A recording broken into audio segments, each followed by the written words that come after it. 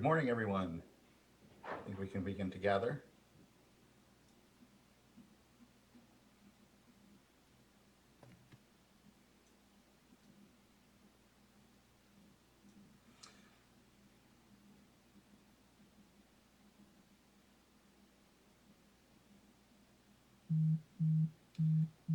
All right.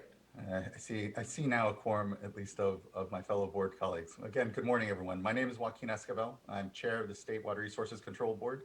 Today is Tuesday, April 6th. It is 9:01 a.m. and I would like to call this meeting to order. I'll begin, first, I'll begin by introducing my fellow board colleagues.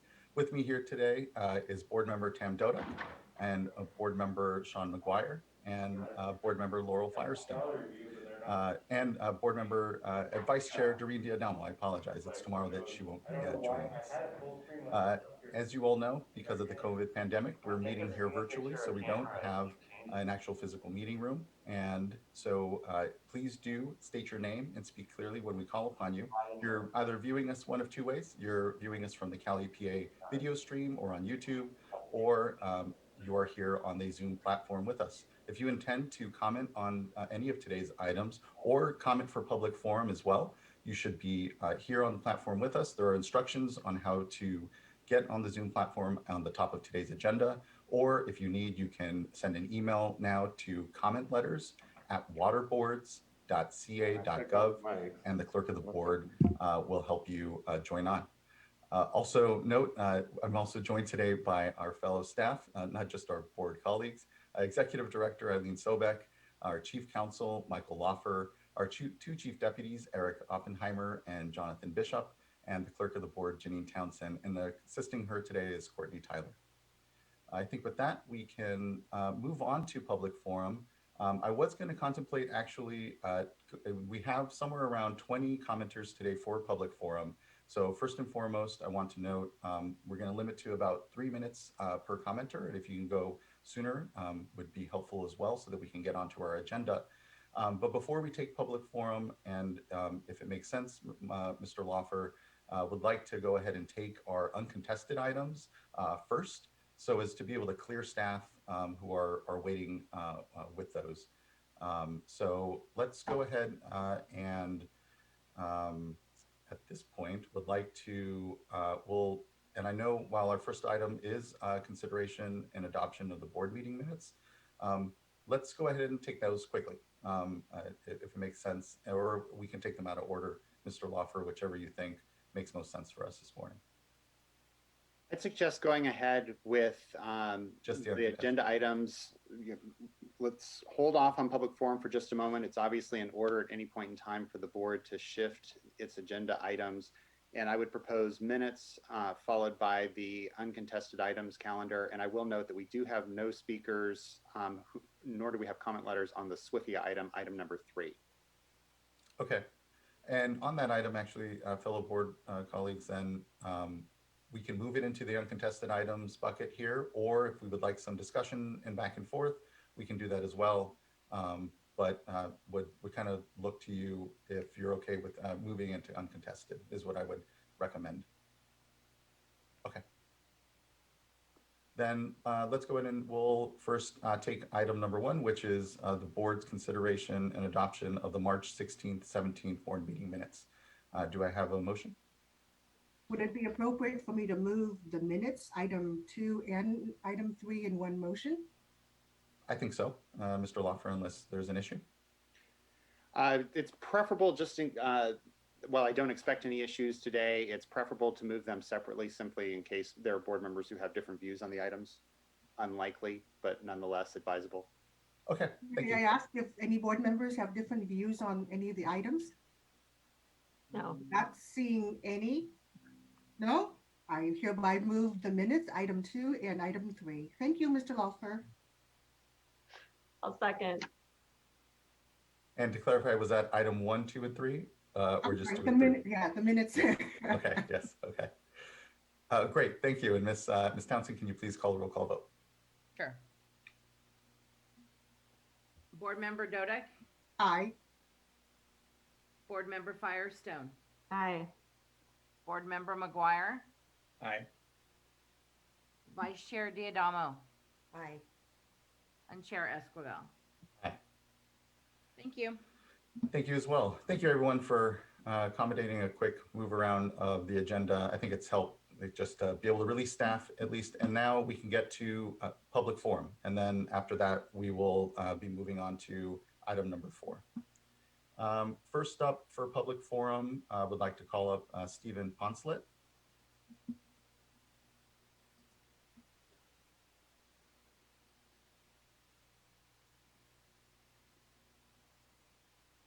Yes. Hello, my name is Stephen Poncelet, Public Information. Can you guys, hold on, there we go. Can you guys see and hear me? Yes, we can. Good morning. Thank you for joining us. Everybody, thank you. My name is Stephen Poncelet, Public Information and Strategic Affairs Director for Truckee Donner Public Utility District. We serve electricity and water to over 14,000 customers in the greater Truckee area near Lake Tahoe. Thank you, Chair Esquivel and other board members for the opportunity to present comments this morning. I'm here to advise the board that my agency is negatively impacted by the current draft of the water loss control standards and the associated economic model. If the regulations were adopted today as proposed, it would require a 63% reduction in less than 7 years for my utility. Water loss is a very serious issue in Truckee, and we've reduced our water loss significantly over the last decade, but we still have a ways to go. However, a 63% reduction in less than 7 years makes no sense for our community, and we would have serious negative consequences to our customers' economy and ability to operate our water system in an efficient manner. In short, the costs far outweigh the benefits. Why? Tdp Water Supply comes from 100% groundwater locally in our basin with minimal treatment. In addition, due to our mountainous hydrology, leaks rarely surface and all of the water goes back into the water system and aquifer. Essentially, the avoided cost for Truckee Donner PUD is pumping and electricity. On the flip side, our costs are extremely high, over $1 million per mile, and we're a small utility with over 200 miles of pipes and a $10 million annual budget. Unfortunately, the water loss economic model will almost certainly not capture a unique water system like Truckee. Not to mention that all of our conservation efforts flow down the Truckee River to the state of Nevada, for which they're very grateful for that. This has been mentioned by utilities, CMUA, Aqua, and other people for the last 2 years as we've engaged to try to work with staff and the board on this regulation. And the answer is that, this, in the time frame we have, this is the best we can do. And to this extent, this is one of the areas where we do agree with staff. A single statewide model will never capture everybody. Given this reality, we've pushed for a documented various process so that a utility can document that the standard and/or timeline is harmful to the utility or community, and that an appropriate standard or timeline would be given. To date, we've been told that there is a 5-gallon per connection per day variance, but that will not cover Truckee almost certainly, and so that would be arbitrary. As a given this reality, we've pushed for this process. As a historical example, in the drought regulations, we were given the highest conservation target, 36%, for a utility that was not experiencing a water shortage. And the reason was they took full-time production divided by full-time population and gave us a number. Anyone who's been to Truckee knows that our actual population is much higher. We were able to document that with state data that our actual population was twice our full-time population, 100% variance, and staff adjusted our conservation target accordingly. That's what we're asking for with the water loss standards. Again, meeting the standard as exists today by January 2028 will cause severe impacts to our operations, including negative impacts on rates and affordability, on complying with other regulations, and on overall loss of operational efficiency. And I thank you for your time and for your attention. You as well, Mr. Poncelet, and your obvious engagement throughout the years around efficiency and conservation in the state. Yes, as you noted, something of a blunt tool when we were first in the drought emergency some 6-7 years ago, and now have come a long way. And I appreciate that you have concerns around the water loss standards and the process that we've had. I will say, as I've tracked it the last couple of years, there's been a lot of shifting and a lot of transparent engagement around the model and around the work that the board is doing there. And again, appreciate your engagement and concerns around it. And yes, we find ourselves with many different water systems out there that have very different and unique circumstances and hydrologies. When it comes to that water loss standard, for the benefit of everyone and yourself, I think we'll remind folks that there is no standard that an agency will have to meet. Instead, it will be rolled up along with an indoor efficiency standard and an outdoor efficiency standard for a budget that water systems generally will have to meet. And so, yes, concern around that model, and it'll contain variances. Additional, cases can be made for what are unique circumstances for each water agency to just really, though, create a continued pressure on efficiency, knowing, particularly right now as things are pretty dry, that efficiency is one of our key strategies, long-term conservation and efficiency, one of our key strategies to be able to weather through drier periods.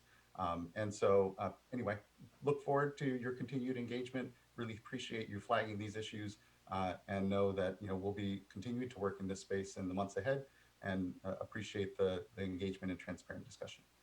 Thank you. Thank you. Next, we have Brian Sanders.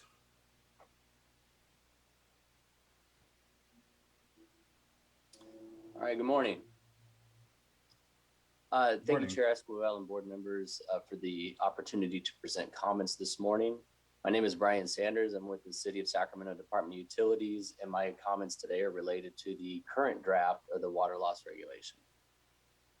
The City of Sacramento strives to be the most responsible steward of the city's large water resources system in every way possible. To that point, we will be fully metered by the end of 2021, which will help us to better understand water usage levels as well as where water loss is occurring in our system. Part of being good stewards of our water resources includes driving down the amount of water lost in our system. However, we need to balance our water loss work with the work that we're also doing to maintain a more than 100-year-old system, while at the same time complying with other state and federal requirements. Our department will in fact be celebrating our 150th anniversary in 2023, which is wonderful, but also illustrates that some of our infrastructure has been around for some time. Reducing water loss from 38 gallons per connection per day to 12 is a more than 68% reduction in less than 7 years, and it simply is not feasible and would sharply increase the cost of water for our ratepayers. During the drought and over the last 5 years, we have reduced our overall water use and are committed to further reductions through conservation and reducing water loss, but these measures should be cost effective and unique to our utility. Additionally, about half of our residents live in designated disadvantaged communities using the Cal Enviro score. The standard dictated by the economic model could result in unintended consequences of our customers bearing the burden of the increased cost of water. In closing, water agencies should be allowed to prioritize their projects in a way that makes sense for that specific utility. This is where compliance pathways and a modified schedule will be helpful in prioritizing the utility investments. Staff should consider allowing agencies to develop compliance pathways that are appropriate and feasible for their systems, with a commitment to reducing water loss and on a modified schedule. So on behalf of the City of Sacramento, I urge staff to work with water agencies to make these regulations feasible to comply with. And I appreciate your time this morning. Thank you. Thank you as well, Mr. Sanders. I appreciate your comments. And I think the comments from the previous commenter just kind of stand. Thank you. Next, we have John Mcmanus. Morning, folks. Can you hear me? Good morning. Oh, good. Hi, I'm John Mcmanus. I'm the president of the Golden State Salmon Association. Most of you know me. We represent both sport and commercial salmon fishing interests, both on the coast and in inland waters. A couple of reports from the coast where I am this morning. It's overcast, about 50 degrees. But that's not why I'm here to report. We've got really restricted fishing seasons in the ocean that we're facing this year. And it's because of a low number of both Klamath and Sacramento River fish. And those low numbers are because of water management decisions in the interior part of California. It's not because of issues out in the ocean. It's because of how water is being managed inland. Our commercial members are in a pretty bad way. I think people may have read or heard that they had a pretty poor crab season, which most rely on in addition to salmon. And now they're looking at a incredibly restricted salmon season. They may only get 40 days, if that, out on the water. That's being determined this week by the Pacific Fisheries Management Council. What concerns me and what I wanted to address is the National Marine Fisheries Service forecast looking at likely winter run mortality this year because of elevated water temperatures in the upper Sacramento River. Now, they're talking about temperatures that will kill eggs of winter run, perhaps as early as August, but certainly by September and October. And I think most of you remember what happened back in 2014 and 2015 when we saw this exact same scenario. In addition to wiping out winter run, those hot water temperatures also took out the fall run salmon that we rely on to make a living. So as far as we can see, the forecast suggests we're going to lose the fall run again this year. And it could not come at a worse time.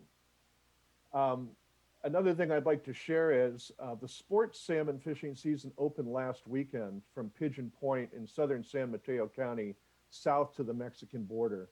And a surprising thing happened. Some of the boats went down from Half Moon Bay. It's about 23 miles down to the boundary line where they were allowed to fish, and they found a bunch of salmon. I mean, they found a bunch of salmon. So at a time that we're looking at bad things on the horizon, we have a glimpse of hope out in the ocean of some salmon. We're not going to catch them all. A bunch of them will come back into the Central Valley this summer and into the fall.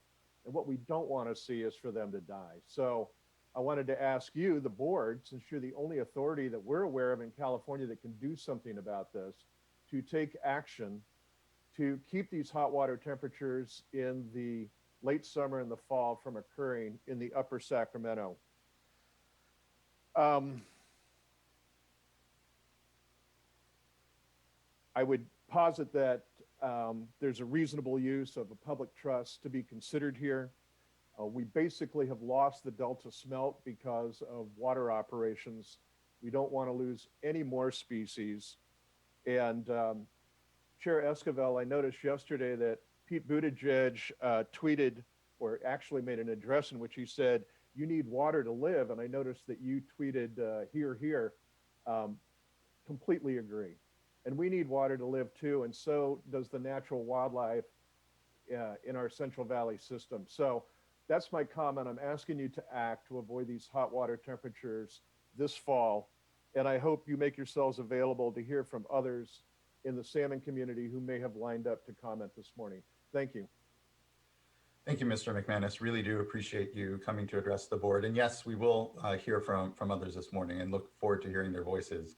I'll note, that as you well know, the board requires a Sacramento River temperature management plan from the Central Valley Project as part of their water right.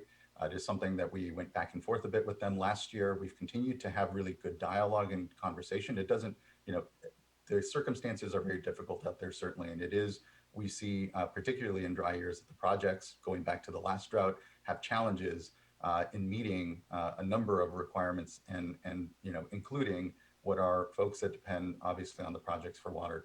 But nonetheless, what we need to see is better decision-making writ large, exploring options, and trying to just figure out how we can best all collectively manage through what are very difficult circumstances in the watershed. It hasn't been noticed yet this week, but it will be later this week. We will be holding a workshop actually on April 21st to explore Sacramento River temperature management issues with our colleagues on the federal side, both on the fisheries side and on reclamation's side, to explore the challenges that we see in the watersheds. To your point, it is a serious condition we find ourselves with when it comes to just how dry it was last year, how dry it's been this year, and project impacts therein. And so we want to explore, we want to be able to understand and help contribute to what is just difficult decision making amongst us all, certainly. And it includes not just the projects, but all of us here in the state as we navigate through dry conditions. So we're concerned as well. We appreciate your shared concern and know that we've been working for the last weeks and months and really over the last year plus to try to better have an understanding with reclamation of the challenges that they face, but also maybe the options that may be on the table with all of our partners involved. And so look forward to a very public discussion there. I won't be saying too much more and instead be listening to the comments here moving forward, but we just flag that there is a more public and formal discussion that we will be having around Sacramento River temperature management and the challenges we have therein here on the 21st. So thank you. Thank you. Next, we have Brian Eckert.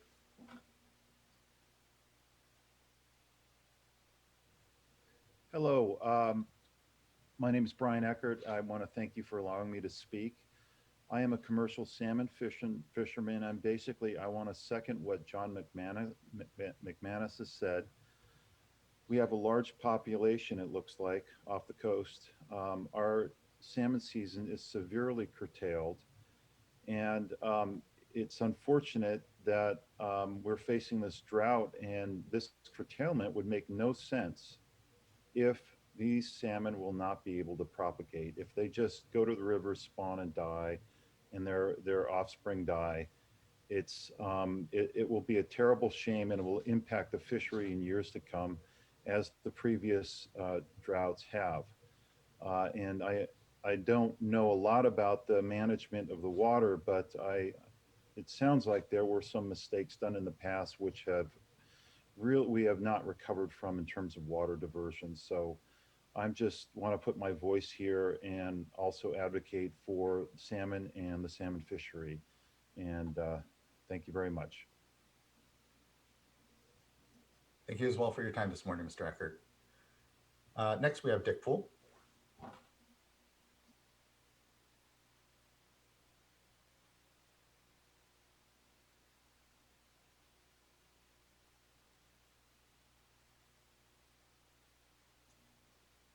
You hear me? Good morning. Yes, now we can hear you. Yes. Chairman Esquivel and board members, thank you for allowing me to say a few words about the Central Valley salmon. My name is Dick Poole. I'm on the board of directors of the Golden Gate Salmon Association. I am president of Water for Fish, and my company ProTroll is one of the largest producers of salmon fishing equipment in North America. As some of you know, I've been working on salmon issues for over 30 years. As we all know, the Central Valley salmon populations are now near another all-time low. They can be recovered, but we need your help. I have 3 current asks of you, following what John Mcmanus said. Number 1, fix the Shasta-Keswick flows such that we don't have lethal temperatures when the winter and fall run are present in the upper Sacramento River. Number 2, manage the upriver flows such that the fall run eggs that are deposited in September and early October along the edges of the Sacramento River are not left high and dry when the flows are cut in late October and November. That's happened year after year, and we lose huge numbers of fish. Number 3, finish the Bay Delta plan, provide a better balance for all of the beneficial water users, including the salmon. Thank you very much. Thank you as well, Mr. Poole. I appreciate your time this morning. Next, we have Matt Martin. And Chair Esquivel, it does not appear that Mr. Martin has been able to join us yet. Okay, thank you so much. Then we'll move to Kevin Urquhart.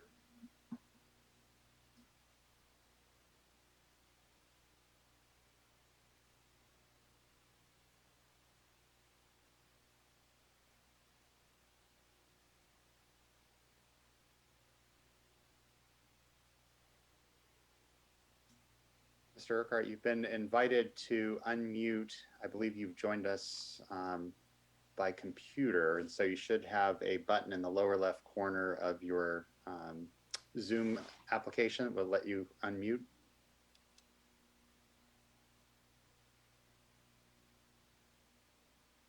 Thank you. I was trying to use the phone line, but I appreciate the acceptance by Zoom. Yes, good morning. Thank you for joining us. Thank you for the opportunity to comment. I'm a native Californian and I've been fishing as a sport fisherman for over 50 years from Fort Bragg to Morro Bay. I want to call and encourage you, as the previous commenters did, to take strong consideration of temperature management over the fall. I currently fish in Monterey Bay out of a 22-foot boat. I was out fishing this last weekend, caught 3/4 limits of 30-inch to 15-pound fish, and the area was fairly successful. But we have lost about 50% of the commercial passenger fishing vessels in this year over my lifespan due to the decimation of the salmon fishery. The regulations in Monterey Bay are severely restricted by winter run management issues, even when the fall run's in good shape. So we're dependent upon both a healthy winter run to avoid severe restrictions and a healthy fall run to have productivity for the sport fishermen here. I know that we have to balance issues, and I'm not anti-ag. I have friends in farming in the Delta. The Salinas Valley near me is the salad basket to the world and provides, or even to the United States, not some to the world, and provides significant food security for Americans. And certainly many of the ag producers in the Central Valley fall in the same category, but not all of them do. As most of us are aware, a large fraction, up to somewhere in the vicinity of 40%, of the water being delivered for agricultural production goes to export crops that are non-essential to U.S. food security. And I'm asking the board, when they make their decisions at this coming workshop you mentioned and in future decisions, to consider that, and consider that we need to prioritize water for another food source, our native salmon, which have been decimated. And they should not be placed at a secondary priority to export alfalfa and double subsidized cotton, et cetera. Food security is important. You got to balance ag versus fisheries, but I'm asking you this year to do that. I'm also a certified fisheries scientist and spent 35 years in water issues working for local water agencies and government agencies, so I understand the background. And I appreciate the time to comment, and I hope you will consider my and additional commenters' concerns in optimizing winter and fall run this year. Thank you. Thank you, Mr. Urquhart. And we just clarified, the board won't be coming to any decision points on the 21st. It's simply a workshop to explore the issues there, but nonetheless, thank you, and look forward to your engagement and everyone else's in that discussion then. Next, we have Michael Frost.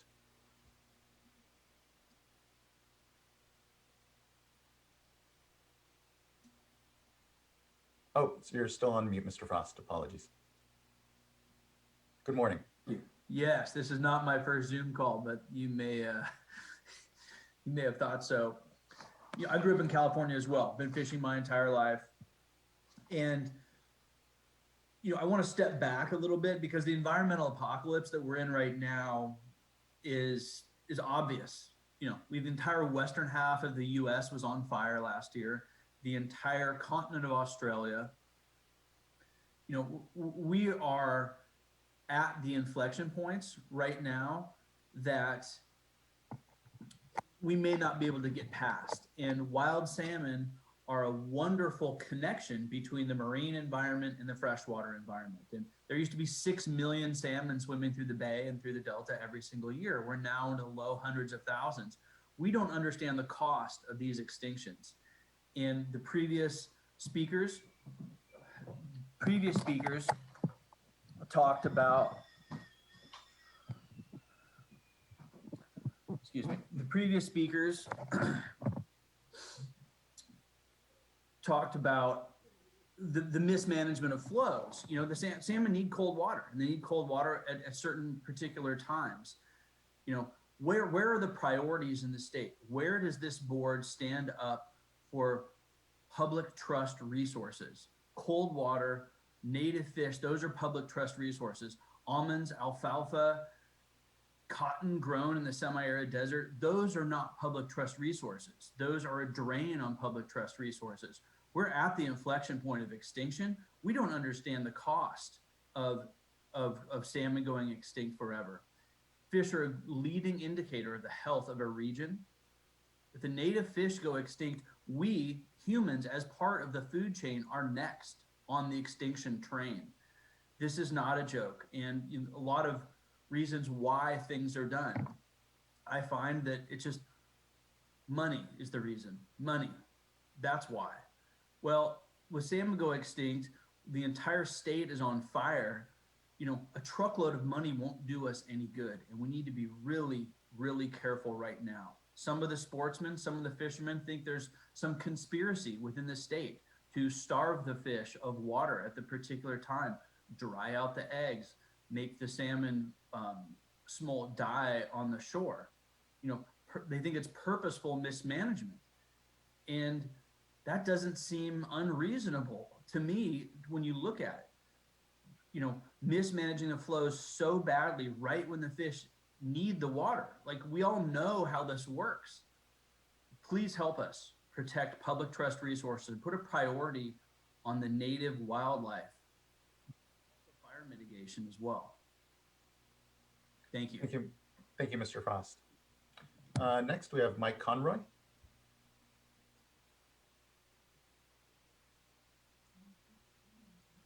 And would note Iseo Kaji and Robert Kuniko, if you are watching us from the webcast and are needing to get into the Zoom meeting to join us here, again, instructions are at the top of the agenda, or you can email comment letters at waterboards.ca.gov. Okay, thank you, Mr. Conroy. Good morning. Thank you very much. Just confirming you can hear me. Perfect. Thanks, Mr. Chair and board members. My name is Mike Conroy. I am the Executive Director of the Pacific Coast Federation of Fishermen's Associations. We are the largest commercial fishing industry group on the West Coast. For over 40 years, we've been leading the commercial industry and assuring the rights of individual fishermen and fighting for the long-term survival of commercial fishing as a productive livelihood and way of life. We represent local fishermen and fishermen's associations from Santa Barbara to the Canadian border.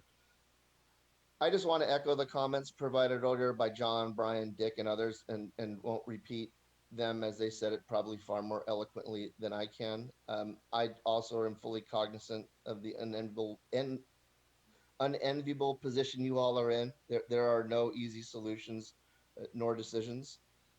However, as you have these conversations, please keep in mind that salmon are the lifeblood of many of the state's fishermen and women, dependent coastal communities, and are culturally important to many groups up and down the state. As you move forward and think about what you're going to do with the temperatures later this year, look forward to participating in the workshop later on this month, and we'll be engaged. And thanks. Thank you for your time this morning, and we'll be standing by. Thank you as well, Mr. Conroy. Really appreciate your engagement and continued work here. Next, we have Tim O'Loughlin.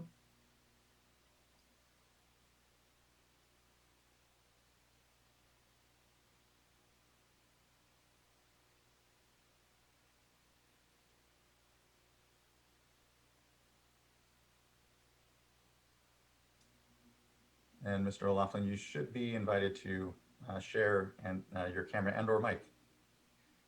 So Mr. O'Loughlin's on the phone, and he does appear to be unmuted at this point. Tim, okay. I know it was working earlier. Are you able to hear us and do a sound check?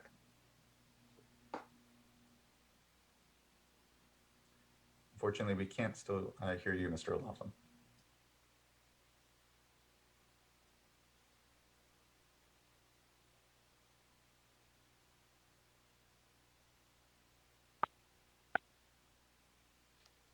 Here, hold on one second. He has muted himself. We're going to try to unmute him again.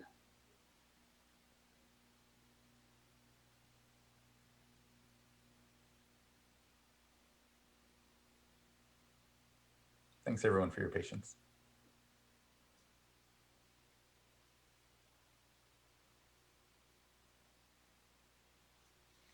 So, Mr. O'Loughlin, it looks like you're unmuted again.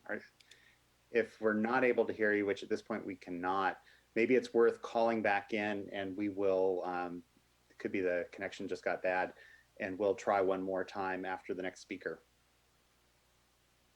Yes, thank you. Thank you both. Then we'll move on and to Mr. Barry Nelson.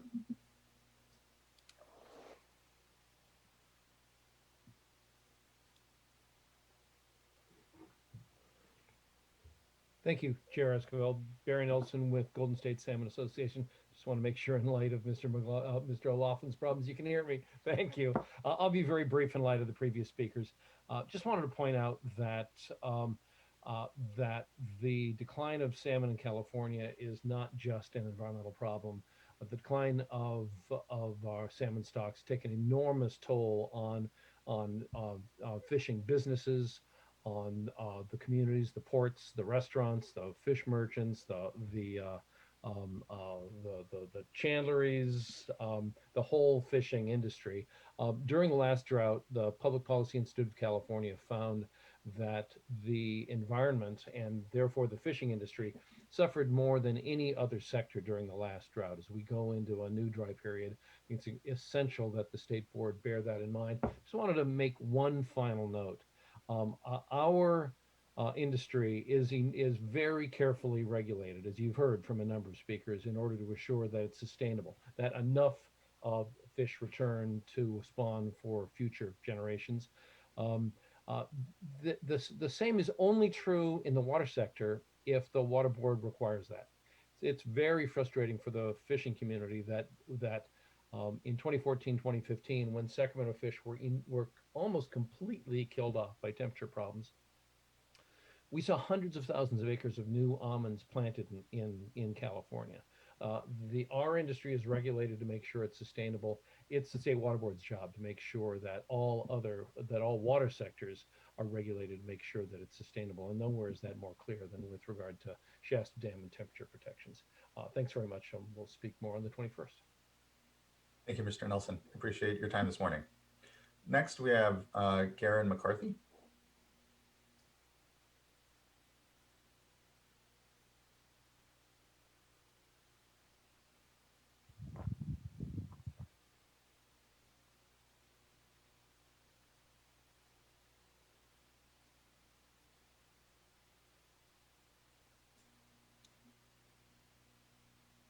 So Garen, we're going to go ahead and invite you to unmute again. It appears that you toggled back, and it may have been on our end, toggled back to mute.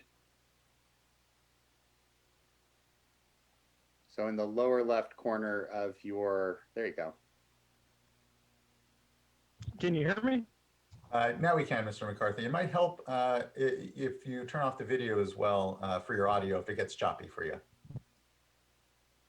Okay, all right. Yeah, let me know if it gets choppy and I'll check up. My name I is McCarthy. I'm a commercial salmon fisher. Let's go ahead and turn off your video. I think it might be helpful for you because your audio is coming a little choppy. Sorry.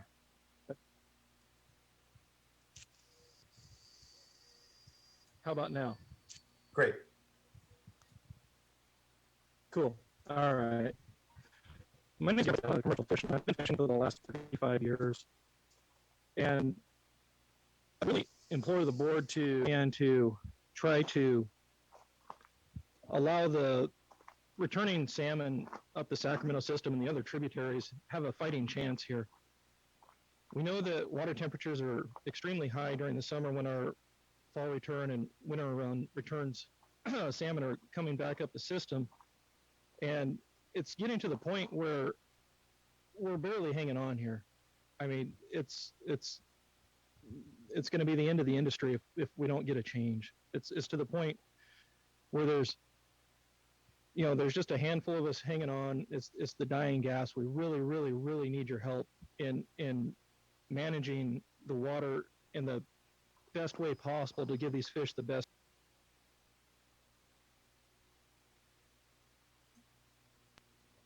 We have good runs in the ocean.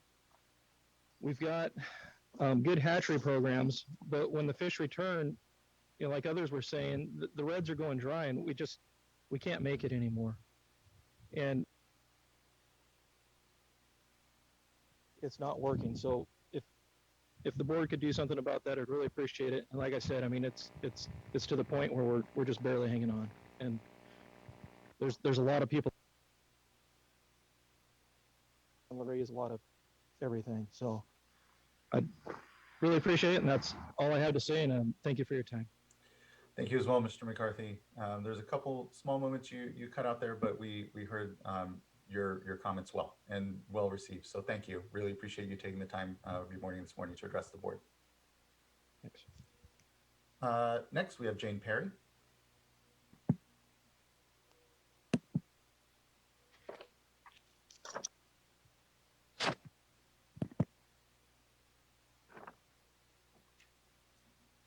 morning, Ms. Perry.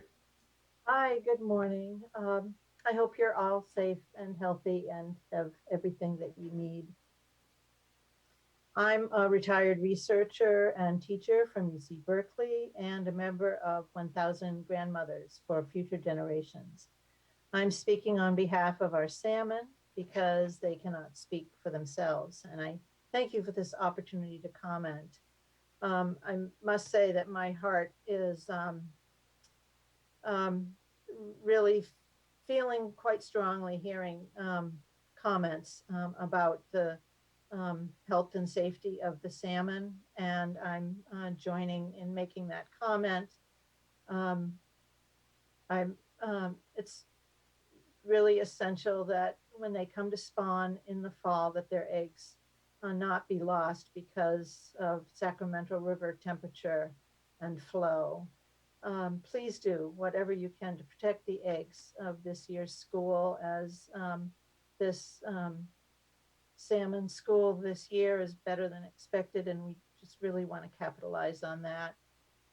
We need cold water and water flow to be there for these salmon, and I urge you to act to save the offspring of this good school of salmon.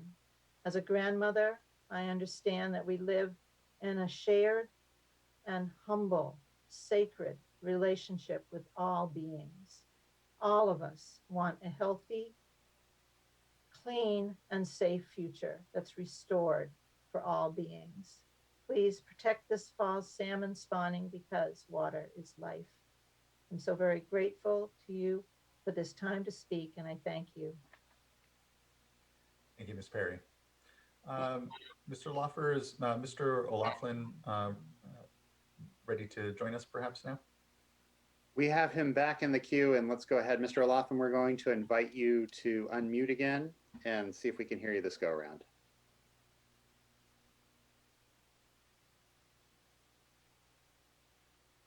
Okay, does this time work? It does. Good morning, Mr. O'Laughlin. Thank you for bearing with us with the technical difficulties. No, I apologize because I know that my son says it's operator error, so I take full blame. Well, it's a pleasure to be back and speaking in front of you all. I talked to you earlier this year, most of you, I believe, about trying to move water down the San Joaquin River, meet the Vernalis pulse flow or some portion of the Vernalis pulse flow, and have that water picked up under the WIN Act by the CVP and SWP. We had originally tried to schedule 100,000 acre feet. Conditions turned really dry in the basin. We're going to try to move 50,000 acre feet. We've run into a little snag though. About a month ago, we made a request to our friends at Reclamation to release the water to us, and we would work with the fishery agencies on a fish-friendly schedule to move that water to Vernalis. It's been a month. We haven't heard from them. We followed up 2 weeks later. We still haven't heard from them. The time period's getting close to move that April 15th water or later. We can do it anytime within the 60-day period. So that hasn't occurred or happened yet, and the contracts are done and we're ready to move. We just need a little help from Reclamation to make that happen. I should tell you also that we may be coming in, the districts might be coming in early next week on a temporary urgency change petition to do a 1707 on that water to Vernalis. And I would work with your staff and let you know how that is occurring and how we can get that done. So that's a status update of where we are today and trying to make that water available under the WIN Act and move it into the Delta in a fish-friendly schedule and have it picked up by the CVP and SWP. Does anybody have any questions for me? No questions for myself, looking to my other board members, but I just appreciate the information and the flag. And again, we're obviously there are difficult circumstances in the system generally in this year, in this dry year. So just look forward to continue to work with you, Mr. O'Laughlin. Right. Thank you very much. Okay, thank you. Take care, and thank you for allowing me back in. Appreciate it. Bye bye. Of course. Yeah, thank you. Next, we have Mark Miyoshi. Oh, can you hear me? Yes, we can. Good morning. Thank you for joining us. Great, thank you. Thank you for this opportunity to speak to the board.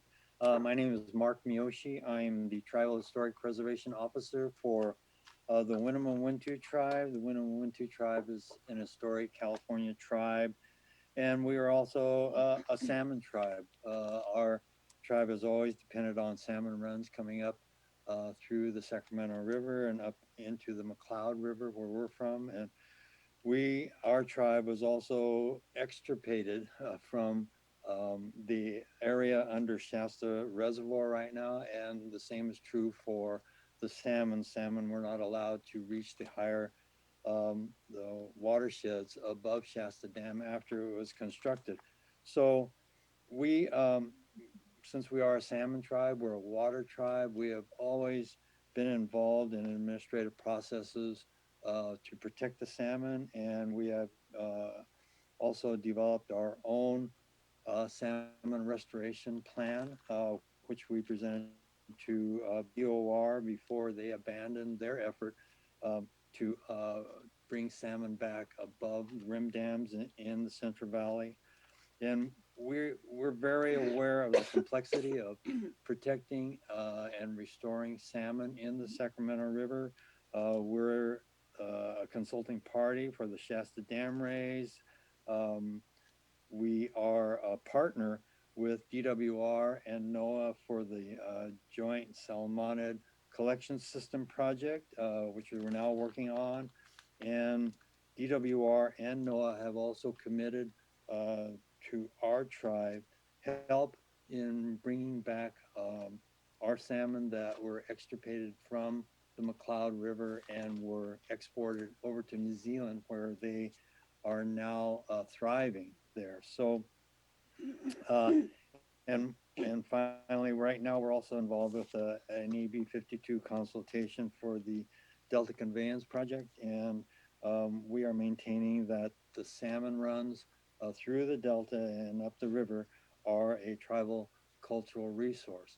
So today, you know, I'm here to ask the State Water Board to do all it can, you know, to protect the salmon that are in the river, that will be in the river, that will be spawning in the river, and to be mindful of the cultural values that the salmon have, not only for our tribe, but for all tribes up and down the river. And one thing, you know, I'd like to make is that we have a spiritual connection. Our tribe has a spiritual connection with these salmon, and they are a part of our spiritual life. They're part of our cultural life. And it's becoming more and more apparent that the kind of spiritual knowledge and awareness and is very much coinciding with the down-to-earth scientific, I mean, the problems that are happening with the salmon and the rest of the world, and the solutions that we need to have need to be broader than just looking at issues with a very narrow focus. So we're involved with where we can in administrative processes that will affect our salmon. We're asking the water board to be mindful of these connections of all things, of all living things, when they make decisions that could affect the salmon and the rest of the life in this watershed. Thank you. Thank you, Mr. Miyoshi. And I believe Luisa Nevajas is there as well, if she would like to comment. Yes, I'll try to make this short since Mark pretty much covered most of the Winnemem-Wintu tribe's concerns. I thank you for letting us speak today on behalf of our relative salmon. I'd like to remind the board that we are a unique people, as we have over 8,000 years of history, archaeological history on Mount Shasta, all the way down to the Sacramento River, to the estuary. And like our endangered and threatened relatives, we believe that our culture is also endangered. You already heard about how we were trying to bring our salmon that were separated from us and sent to New Zealand. We were not separated from the McCloud River. We were not separated from the Sacramento River. And we are asking the State Water Board to take the responsibility it has to do all they can to ensure the survival of our relatives that have been with us all this journey through our history, up to the Shasta Dam that was put in and stopped our salmon from coming all the way back up to the McCloud River. They need the cold water. We need the cold water also. Please take this into consideration that this is about salmon and people. And I thank you for listening to us today. Thank you, Ms. Navejas. Appreciate it. Thank you for your time this morning. Okay, next we have Rebecca Zaragoza. And Ms. Zaragoza is not with us, although I believe that she was actually intending to join tomorrow for our Salt and Sea. Okay. Okay. Thank you. And then I think there's one individual left that is still possibly with us. Is that the case? I'm waiting for the scroll to come up, Mr. Lawfer, but. Yes, I believe Robert Kuniko has joined us. Okay, great. Thank you. Mr. Kuniko.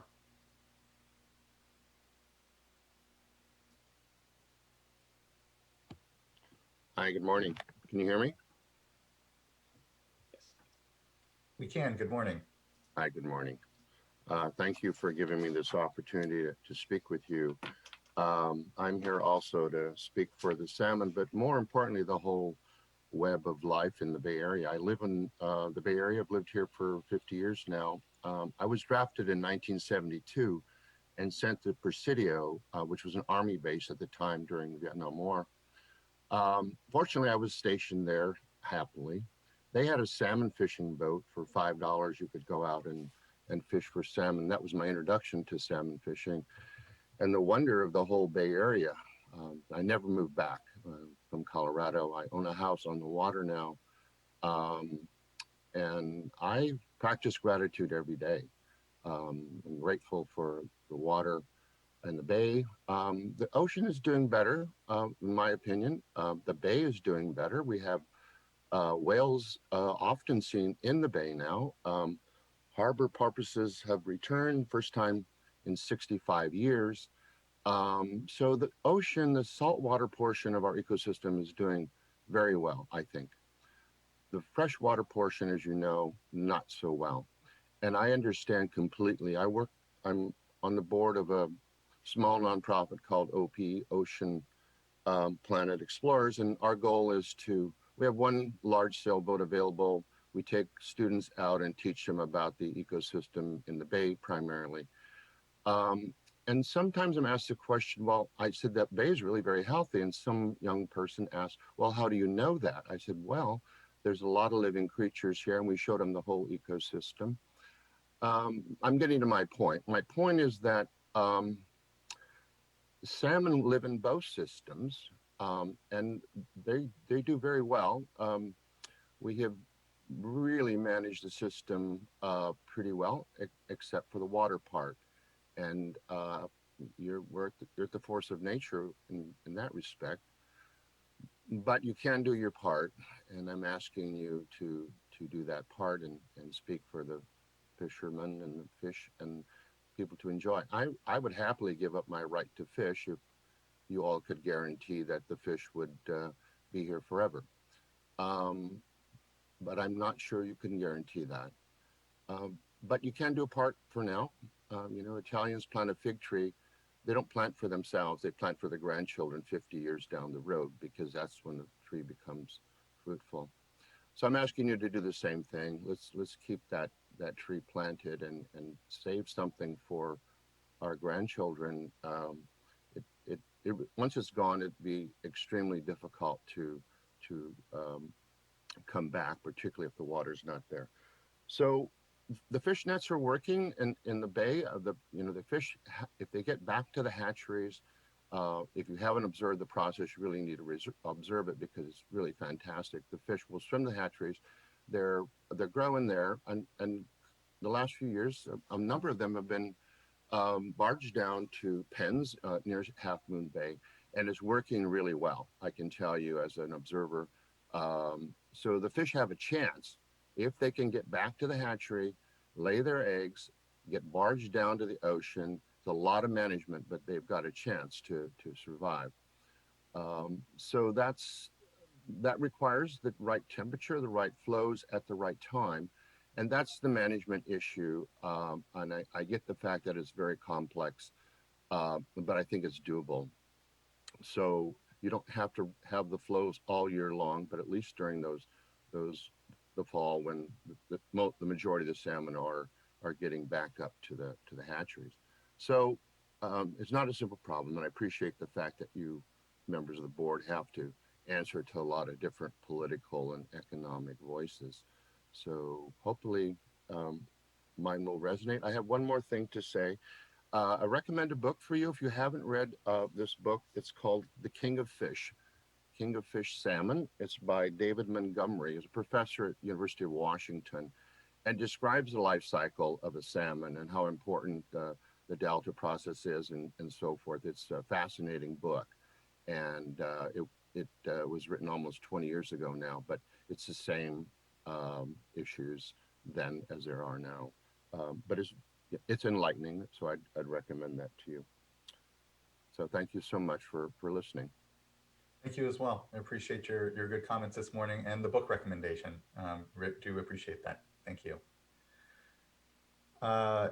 Next, actually, apologies. I believe we skipped over Nichelle Garcia. Ms. Garcia, you should be invited to share your camera and or unmute. Good morning. Good morning. Thank you for giving me this opportunity to speak. I'm also speaking on behalf of our salmon relatives and wanted to echo the comments of Winnemem relatives, Mark and Louisa, who spoke earlier, and all of you who have spoken on behalf of the salmon. I follow the Indigenous leadership of our Chief Callian Sisk of the Winnemem Wintu, and have been part of the Run for Salmon prayer journey since its beginning in 2016, following the historical migration route of our salmon from the ancestral spawning grounds of the McCloud River to the Sacramento River, to the Delta, and to the ocean. As a Run for Salmon teacher and elementary school educator, I work with teachers in California, fourth grade teachers and students, both in the classrooms and now virtually, bringing our concerns for our salmon relatives, the perspective of the Winnemem Wintu, of our salmon and our waters. But we also spend time learning about healthy watersheds and about how essential the salmon are to the health of our waters, how every stage of life from their eggs to as adults, that they are constantly giving life to so many, from the insects to the larger fish, to the birds, to the animals, to the whales, and to us. And so we spend some time learning about how important the salmon runs are for all life. And as fourth graders, they're also learning about the history of California as a state, the industries and the water projects that have impacted these healthy watersheds and our salmon. And so the students are easily able to make these connections about how important it is that we think about our salmon and think about our waters when we are facing another year of drought and water diversions that continue, because they are learning about which industries are taking most of the water. And they are learning about the impacts of the dams and the diversions. And so they come up with their own action plans of how they can help the salmon and help restore our waters and salmon runs. And their projects range from conservation efforts that they can do in their homes to creekside and coastside cleanups and restorations in their communities. But many of them also get it, and they see that these are just small efforts. These are just small changes compared to the larger impact that the industries and the agencies have on our water use. And so when 80% of our fresh water is being pumped out of our estuary and from the Sacramento River and given to these industries, they know that these small action plans that they're coming up with are not going to be enough when these governmental agencies and the water agencies and these industries are not making the changes. So I encourage you to think about our salmon relatives, to think about our 4th grade students who are able to see this and understand this and are trying, they're ready to do their part. And they are hoping that you will also do yours and think about these bigger issues about how our relationship with water and how we need to make these changes now and not wait for them to grow up and make the changes for us. Thank you for this time. Thank you as well, Ms. Garcia, for your work and advocacy and particularly education. Really appreciate that. Thank you. I think that brings us to the end of those that have joined us on the platform. And I believe Mr. Thomas Wielden is still pending, but he's not here on the platform with us. So Mr. Wielden, if you are on one of the other live streams, do try to make your way over to the Zoom platform. But otherwise, that wraps up public forum at this time. So thank you everyone that took the time this morning to address the board. And again, I do appreciate these opportunities. I will flag though that as particularly our agendas may be longer or whatnot, we may need to adjust public forum a little bit just to be fair to those that are here to comment on pending items and the board's work. And we may want to discuss just further how we handle public forum, knowing that it's a really critical thing that we do here at the board. It's not legally required, but it is something that we tremendously benefit from.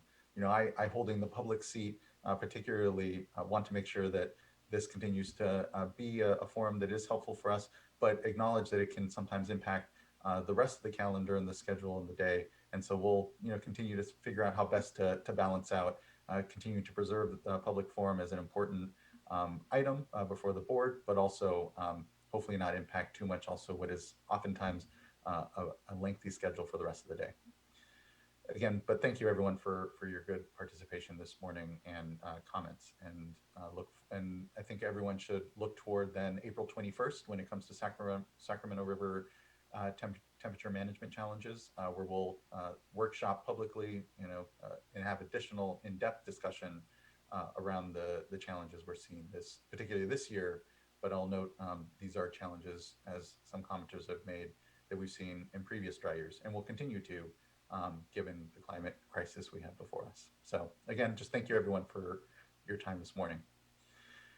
We can then, here, one moment, time check, it's 10. We can, we'll just move on then here to item number 4, which is consideration of a proposed resolution confirming that the state wetland definition and procedures for discharge of dredge and fill material are in effect as state policy for water quality control and shall be applied only to waters for the United States via the inland surface waters and enclosed bays and estuaries plan. I think I actually have an opening statement. I apologize. Let me properly read that as well before moving on. One second.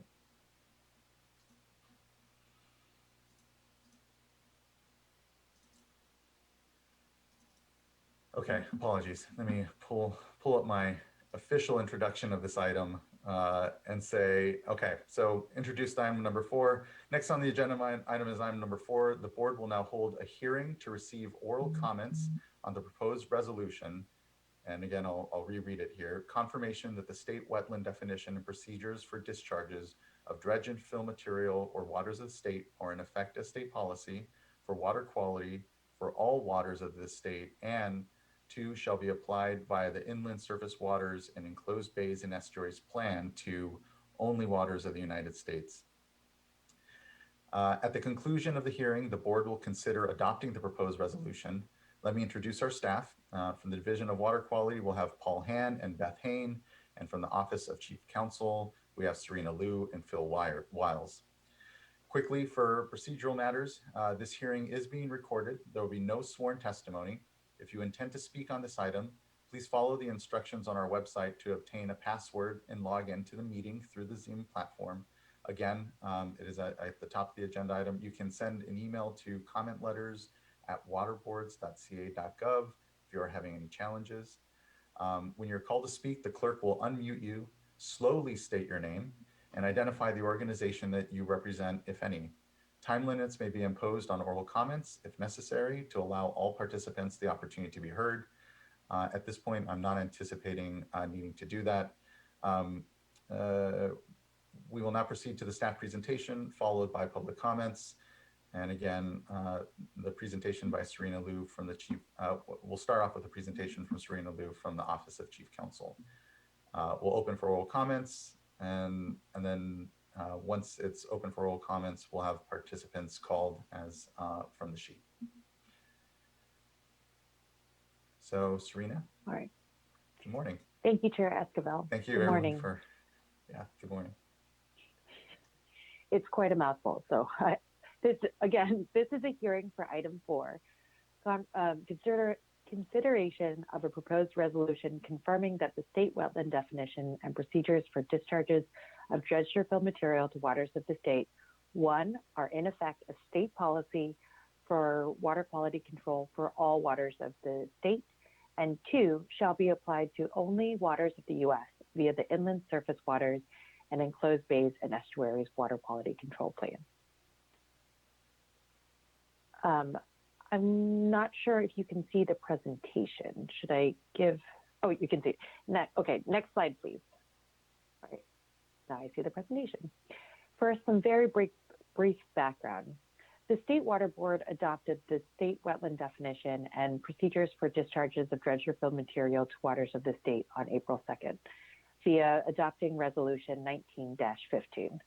Because that's quite a mouthful, I'm going to be referring to those as the procedures today. The resolution referred to 2 sources of authority for the action. Water Code Section 13140, which authorizes the State Water Board to adopt state policy for water quality control, and Section 13170, which authorizes the State Water Board to adopt water quality control plans. The procedures went into effect 9 months after OAL approval on May 28, 2020. Next slide, please. In May 2019, the San Joaquin Tributaries Authority filed a petition for writ of mandate challenging the adoption of the procedures. Only one of the claims asserted in the petition are relevant here. SGTA alleged that to the extent that the procedures regulate waters of the state not covered by the Clean Water Act through a statewide water quality control plan, the board has exceeded its authority under Water Code Section 13170. In January 2021, the Sacramento Superior Court issued a writ enjoining the State Water Board from applying, via the Inland Surface Waters and Enclosed Bays and Estuaries Water Quality Control Plan, the procedures to non-federal waters. Again, for ease of reference, I'm going to be referring to that Water Quality Control Plan as the SWRCB plan. Next slide, please. As explained in the proposed resolution, the Superior Court's decision addresses only the scope of the State Water Board's authority to adopt water quality control plans under Water Code Section 13170. It does not restrict the State Water Board's authority to regulate the discharge of dredged or filled material to all waters of the state pursuant to the board's other regulatory tools, including its authority to adopt state policy for water quality control under Water Code Section 13140. Accordingly, the Superior Court's decision did not impair the Water Board's authority to regulate discharges of dredged or filled material to all waters of the state, including waters of the state that are not also waters of the U.S., except to the extent that such regulation is via the SWRCB plan. The court found that inclusion of the procedures in the California Ocean Plan was separately authorized under Water Code Section 13170.2. Next slide, please. The purpose of the proposed resolution is for the State Water Board to provide clarification regarding Resolution 19-15 by confirming that its April 2nd, 2019 action relied in part on Water Code Section 13140 and that the procedures are therefore effective for all waters of the state as state policy for water quality control. In the alternative, the resolution is for the State Water Board to adopt the procedures as state policy for water quality control today. Next slide, please. This slide is a summary of the changes made in responses to comments. Sorry, I'm just making sure, okay. The title of the item and resolution were changed to more precisely reflect the contents of the resolution, which now include an express determination that the procedures shall not be applied via the SWRCB plan to non-federal waters, and direct staff to propose appropriate incorporation into the SWRCB plan at a future meeting. This is now paragraph 5. The resolution was also updated to include revisions to the procedures and staff reports as attachments rather than narratively describing the proposed changes.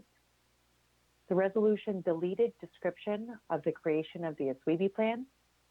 Because of the litigation with SGTA, staff has not yet sent the toxicity provisions to OAL for approval. The resolution was also updated to describe written comments received and to reflect that the responses to comments were provided on the State Water Board's website on March 23rd. Finally, the resolution was revised to reflect compliance with procedural requirements applicable to water quality control plans and for state policy for water quality control. Staff also has one additional proposed revision to the resolution, which I will address shortly. Next slide, please. The public comment period ran from February 3rd until March 8th. 7 comment letters were received, but 1 was outside the notice, so we only have 6 listed on the slide.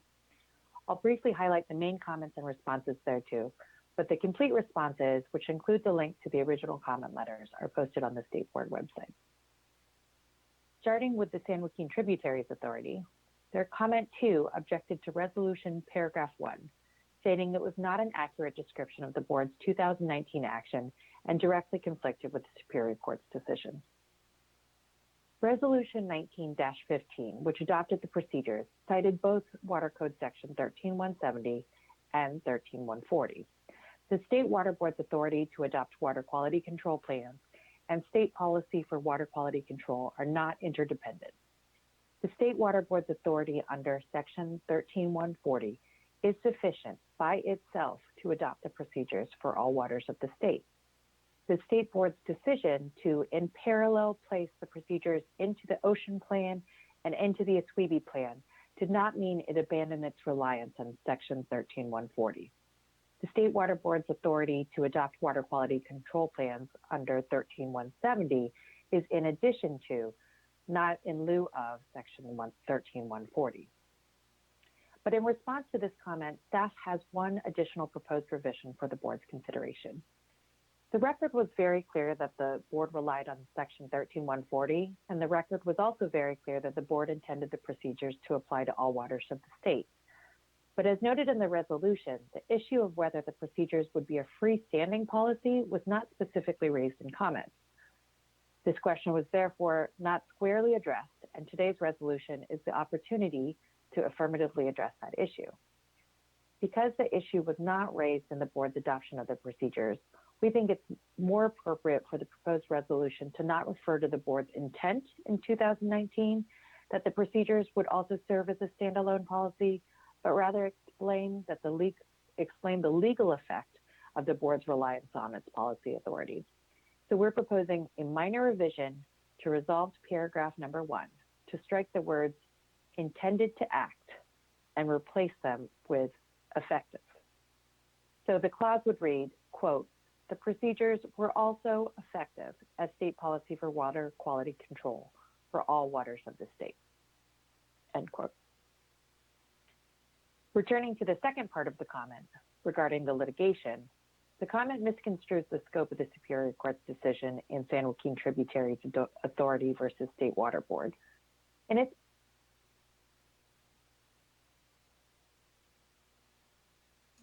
Apologies, Ms. Liu, you somehow became muted. Ms. Liu?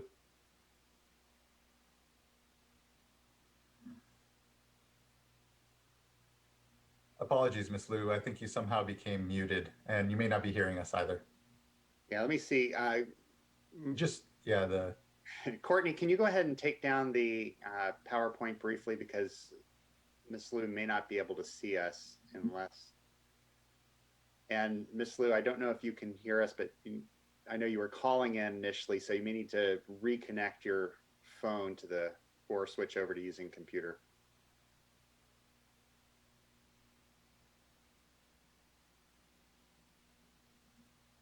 Am I back? Yes, you are. Sorry Apologies. about that. My phone Yeah. call dropped, but we can try again and pretend there were no technological difficulties. So Should Ms. I Tyler, if you can go ahead and pull the start presentation. at the litigation, or where did I drop off? Start at the litigation. Okay. So as mentioned on slide 2, SGTA asserted that to the extent the procedures regulate waters of the state not covered by the Clean Water Act through a statewide water quality control plan, the State Water Board has exceeded its authority under Section 13170. SGTA did not bring a claim that the procedures were improperly adopted as state policy under Section 13140. Consequently, as to Section 13140, the court held only that the board may not adopt or amend a water quality control plan pursuant to its Section 13140 policy authority. The court did not rule on the validity of the board's adopting the procedure as a freestanding policy under Section 13140 because such a determination was not necessary to adjudicate the claim at issue. The complete hearing transcripts from oral arguments before the Superior Court clarifies that the court did not reach this latter issue. The transcript is available on the State Water Board's website. Finally, even if the State Water Board did not adopt the procedures as policy in April 2019, the resolution clearly adopts the procedures as state policy with this action.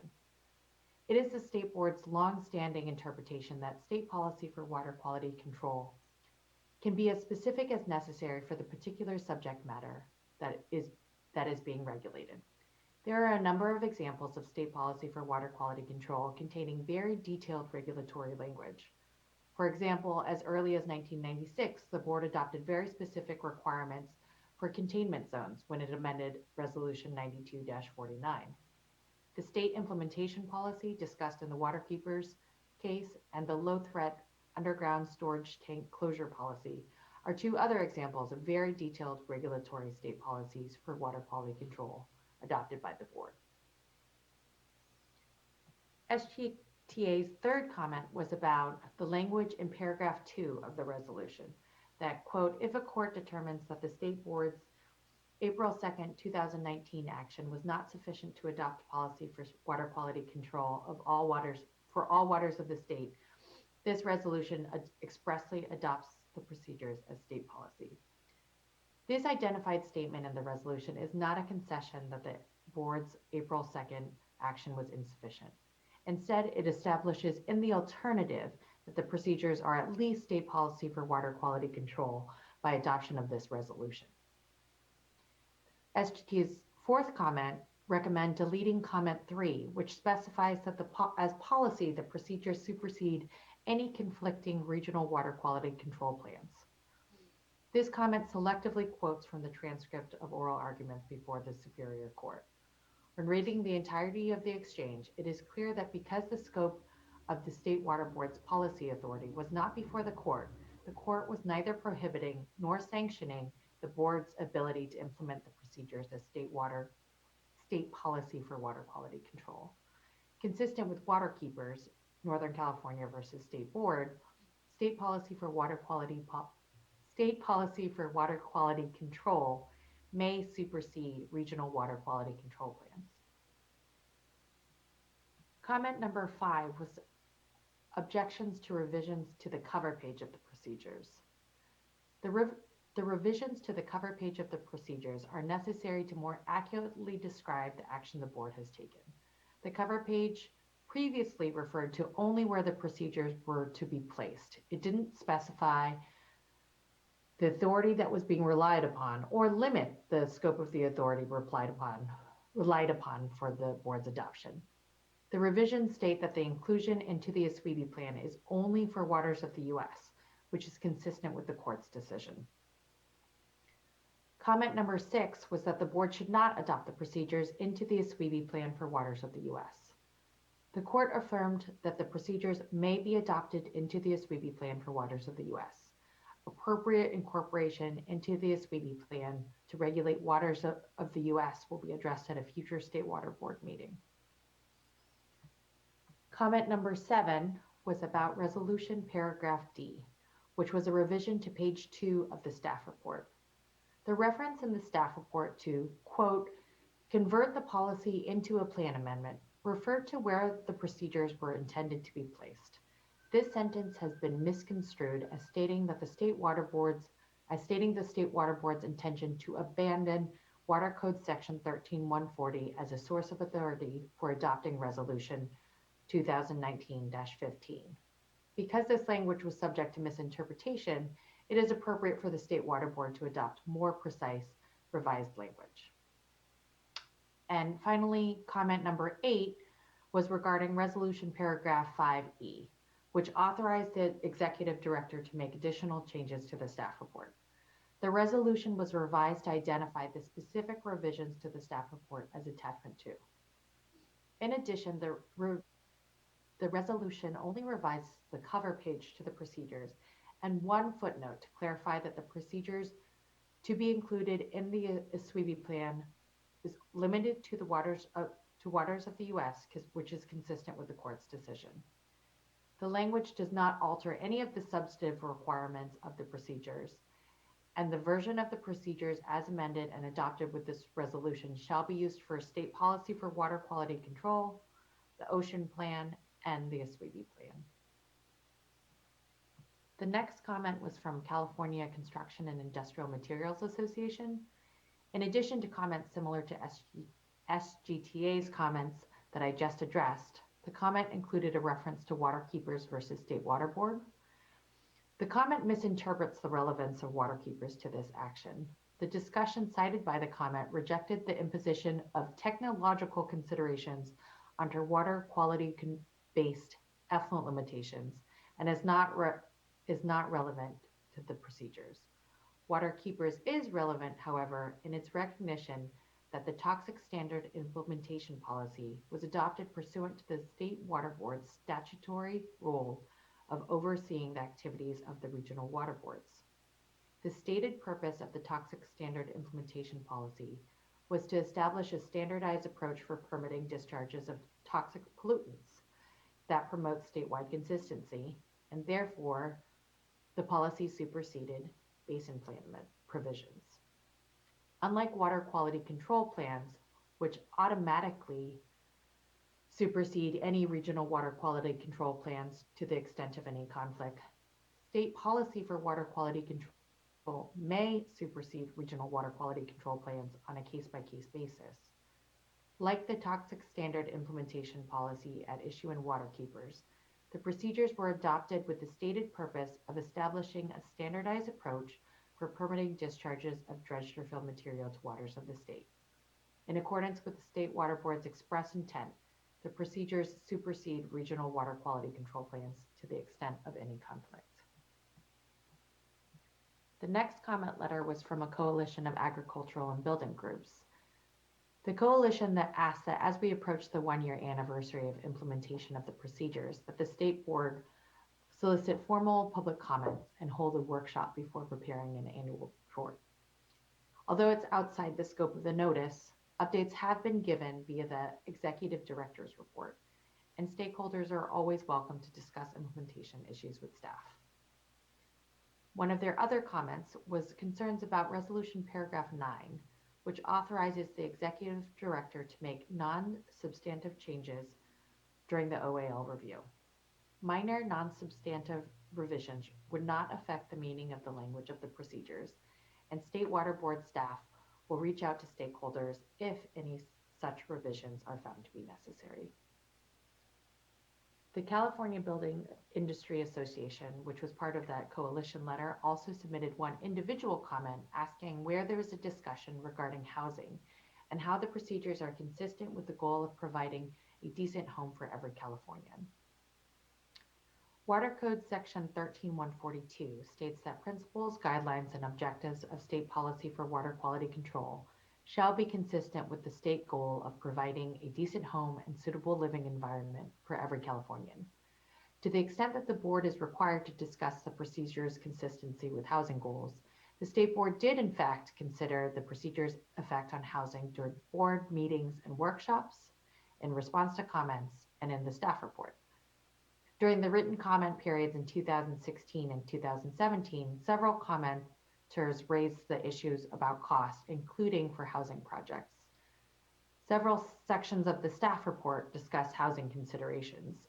In particular, section 11 addresses costs, and section 8.13, which addresses population and housing. Housing was also discussed at the 2019 board and staff workshops and meetings, including the April 2nd, 2019 adoption meeting.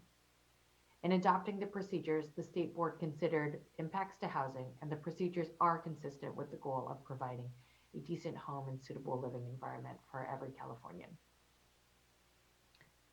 The next letter was from a coalition of environmental NGOs who expressed their support for the procedures and affirmed that they understood the procedures to be a policy. And the last comment was from Caltrans, who asked a number of process questions, which are answered in detail in the responses to comments. And with that, that concludes staff's presentation. Back to you, Board Chair.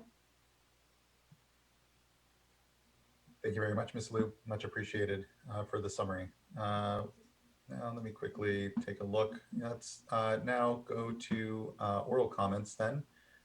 First, we have Rachel Zwillinger from Defenders of Wildlife, who will be followed by Valerie Kincaid. And all commenters should feel free to take the amount of time necessary to complete their comments. And I believe Ms. Kincaid at this point is the only one that has requested more than 5 minutes. And so it's granted, obviously. Ms. Zwillinger, good morning. Good morning. I'm Rachel Zwillinger, an attorney and water policy advisor with Defenders of Wildlife. Defenders has worked with the board on its wetlands policy for over 15 years and has weighed in countless times during the administrative process. Today, I'm here to urge you to adopt the proposed resolution confirming that the board's dredger fill procedures are in effect as a state policy for water quality control. Water Board staff has clearly articulated the factual and legal basis supporting the approach set forth in the resolution in its notice, in the resolution itself, and in its response to comments. Continued application of the dredger fill procedures as a state policy for water quality control is a lawful and common sense path forward.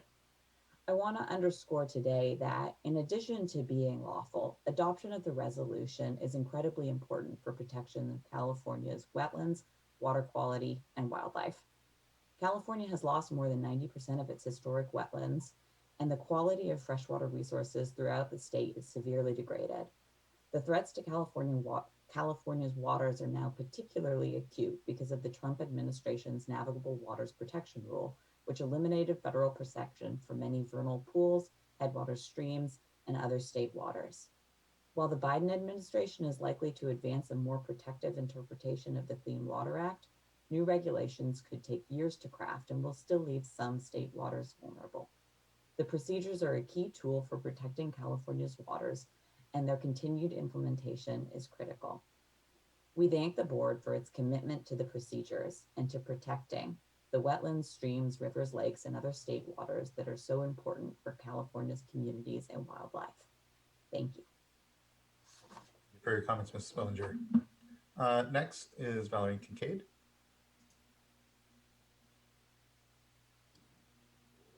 Thank you. Trying to start the video here. Thank you. Good morning. Thanks for the opportunity to comment during this hearing. Valerie Kincaid for San Joaquin Tributaries Authority. As was reviewed in the staff report, the SJTA previously provided comments. I'm going to try to not review those. I think we've been over those quite a bit. But I do want to provide a few comments about the judgment and how this proposed resolution is not likely to satisfy that judgment. The proposed resolution that you have before you is very complicated. However, the issue that was litigated is not actually as complicated. It's fairly simple. The State Water Resources Control Board has several authorities And this litigation and matter only involved two: the authority to set statewide policy and the authority to regulate through water quality control plans. So those are the two authorities that are at issue here. The board does have authority to set policy for the entire state, and the regional boards implement that policy through regional basin planning. Or on the other hand, so that's the policy authority, the board can adopt directly their own water quality control plans. However, this authority is limited, and it's limited geographically to respect the authority of the regional plans. The wetlands procedure did start as policy. It was a very long-term process, and there was a point where the State Water Board proposed to have a statewide policy, where then the regional boards would implement that policy correctly. At some point during the process, the State Water Board changed directions. They converted that policy to a regulatory action, abandoning the policy and creating regulations that would be adopted through two different water quality control plans. The State Water Board specifically explained that this conversion was purposeful and that they did so to override the authority of the regional boards. However, when you do that, when you switch from a policy to a regulation to override the boards, you're geographically limited. So the State Water Board didn't take into consideration that geographic limitation and tried to do a statewide regulation.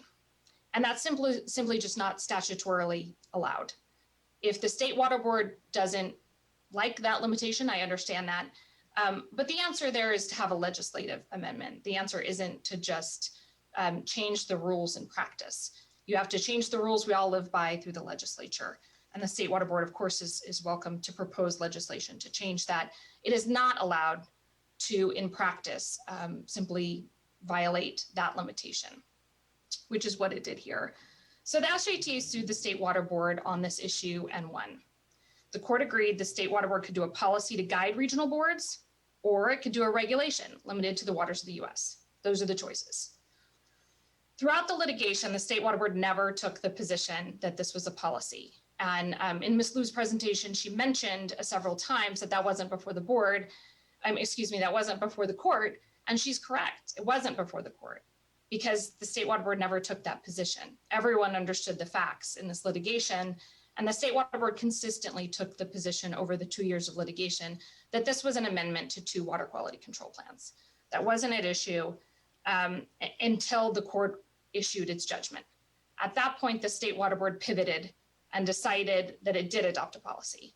By then, it was, of course, too late to litigate that issue because it wasn't before the court. So the State Water Board decided to kind of rewrite history and allege it adopted a policy when it didn't. Unfortunately for the board, the record is very clear. The wetlands procedures were not adopted as a policy. They were regulations adopted by amending two water quality control plans. So because of that, the State Water Board could have satisfied the judgment by revising the wetlands regulations to only apply to waters of the US. That was one viable option. They could also satisfy the judgment by developing a policy that respected the delegation of authority to regional boards. It chose, unfortunately, to do neither of those things. It declined both of the paths that could have satisfied the judgment appropriately. And instead, the board is proposing a theory that you have before you today that its previous action was actually the adoption of a policy. Unfortunately, as I mentioned previously, this approach contradicts the record and the facts and the previous position taken by the board. And perhaps most importantly, because of that, it simply won't satisfy the judgment. It's difficult for me to tell whether the State Water Board had these other options put before it. As a stakeholder watching this process from the outside, I saw only one proposed, very complicated revisionist history proposal. I looked to see if there was a closed session to talk to the board about ongoing litigation and perhaps develop different options. I did not see the board notice this previously in closed session, so I'm unclear as to whether the board and the board members have in front of it several different options, some of which may comply with the judgment.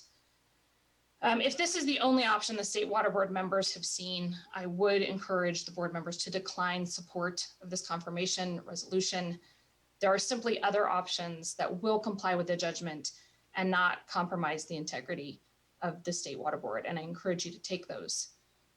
Again, I appreciate taking the comments. I know this is a sensitive issue and not an easy issue. Perhaps it's an issue for the legislature in the end, but right now the rules that we all have in front of us need to be followed. They're the rules we all play by. And I suggest that the State Water Board adopt only a resolution that plays by those rules. Thank you.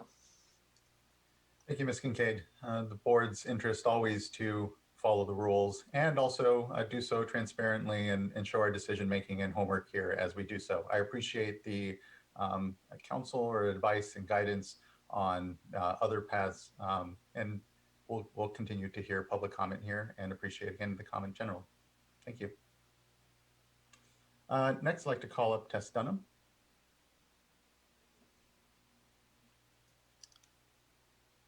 Good morning. Yes, I had put down only to speak if necessary.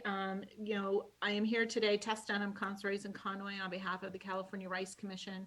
You may all recall when the wetlands policy went through the process, we did participate in a lot of the discussion with respect to how this impacts rice fields. We've been monitoring this, you know, to make sure that what we had agreed upon with respect to rice fields was not impacted of any changes. I don't believe that that is the case based upon my rereading of the policy and the resolution. So from a rice perspective, I don't think we have any specific opinion with respect to the action that you're looking to take today. I will say that I think this does raise an interesting issue with respect to waters of the state, which for irrigated agriculture is a big issue even outside of the wetlands policy. As we get into irrigated ag drains and, you know, constructed facilities, and we start talking about future state water board policies such as biostimulatory and biological objectives processes, which were originally anticipated also to be amendments to the Inland Surface Waters Plan. What does this mean in that whole policymaking world with respect to waters of the state on some of these other state water board policies that you have all either taken action on previously, such as the bacteria policy, the toxicity policy, and are looking forward in the future to future actions such as the biostimulatory biological objective policy. So I imagine this issue will continue to have further discussion in those policy making arenas and the impact to irrigated ag in particular, where a lot of our drains are probably fall within a water of the state designation versus a water of the US, will continue to have importance, and I'm certain we'll be back to have further discussion. Yeah, definitely certain of that, Ms. Dunham. Thank you. Ms. Vice Chair Diadamo, apologies. Yes, thank you. Ms. Dunham, you may not have come prepared to address this question, especially since, you know, in today's proceeding, you're representing the Rice Commission, but it seems to me that this gets down to an interpretation of 13.140 and whether our authority to adopt statewide policy includes our authority to adopt regulation. And in my comments later, I'll talk a little bit about, you know, sort of my understanding when coming on the board. And it seems that whether we've expanded our authority or whether we've always had that authority and have adjusted our actions when it comes to adopting policies.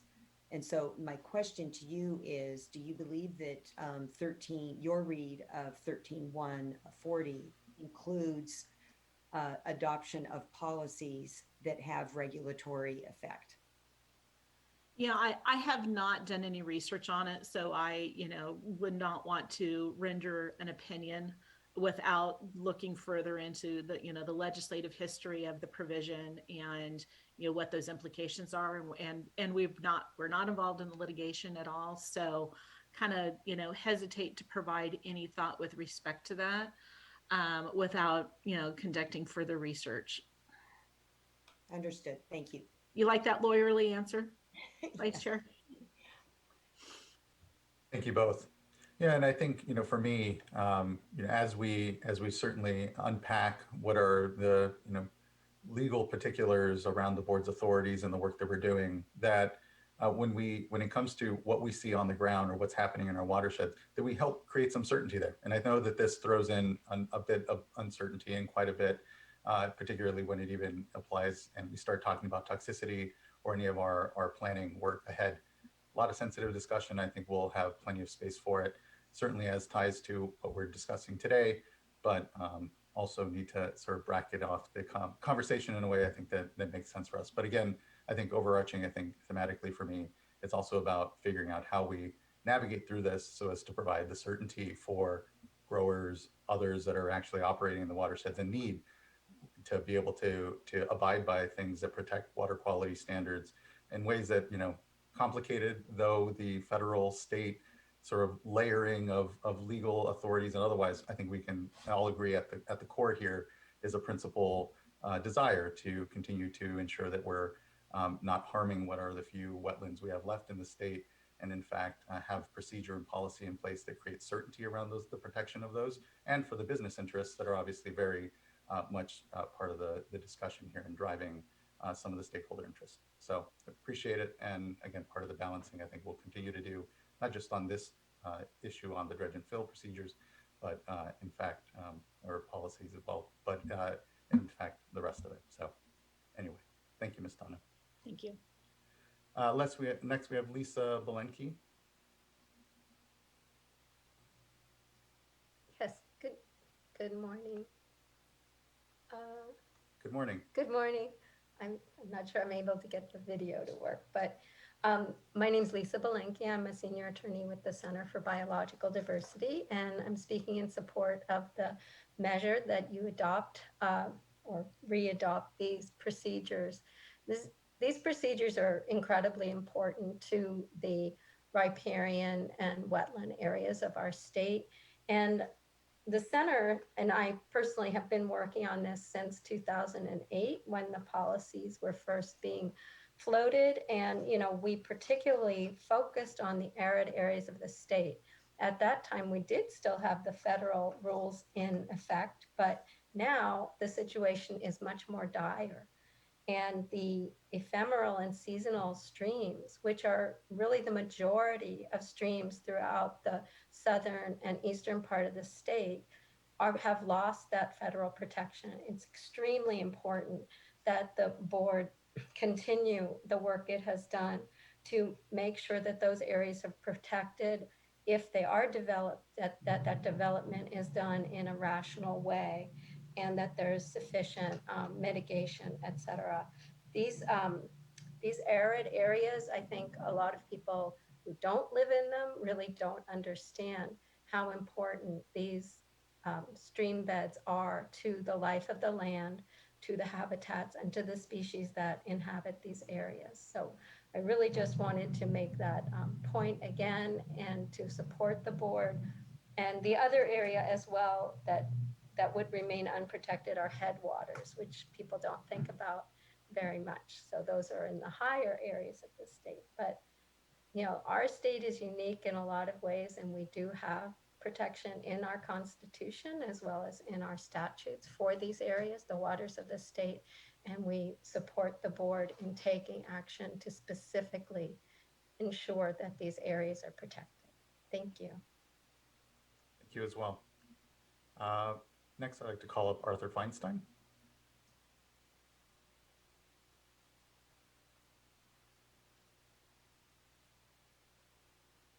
Now, can you hear me?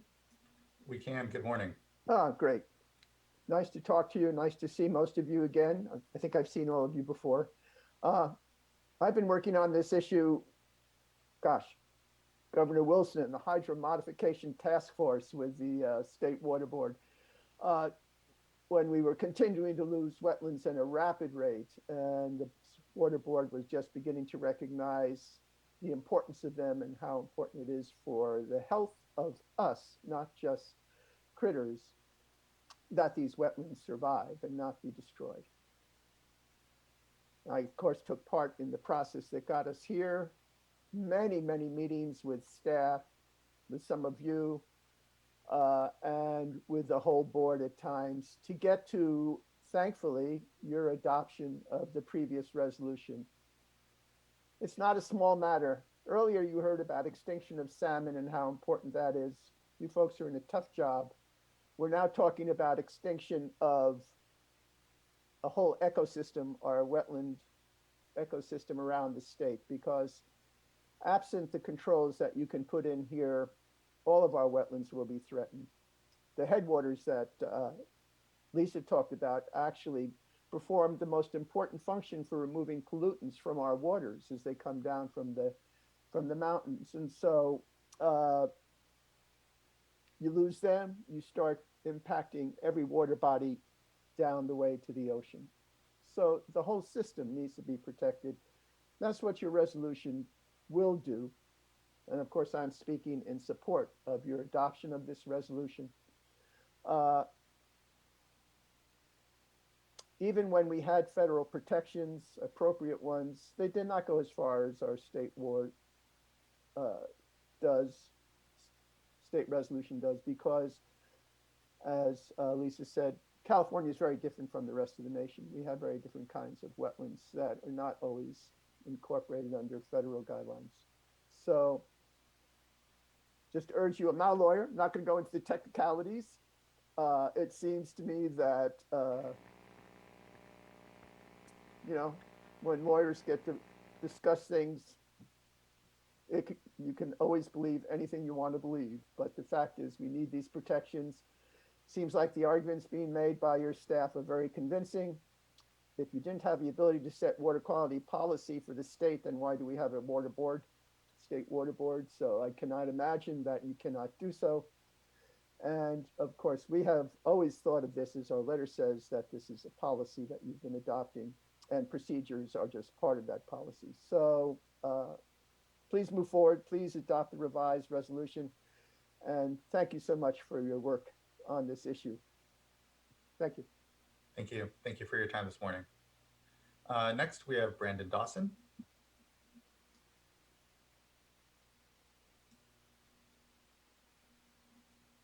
Good morning, Chair and board members. Brandon Dawson, Interim Director for Sierra Club California.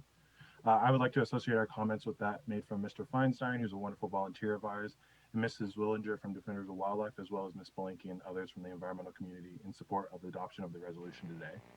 Our organizations, as you know, dedicated many hours over the past decade to contribute to the development of the procedures, and we're intimately involved and familiar with the process through which the procedures were developed.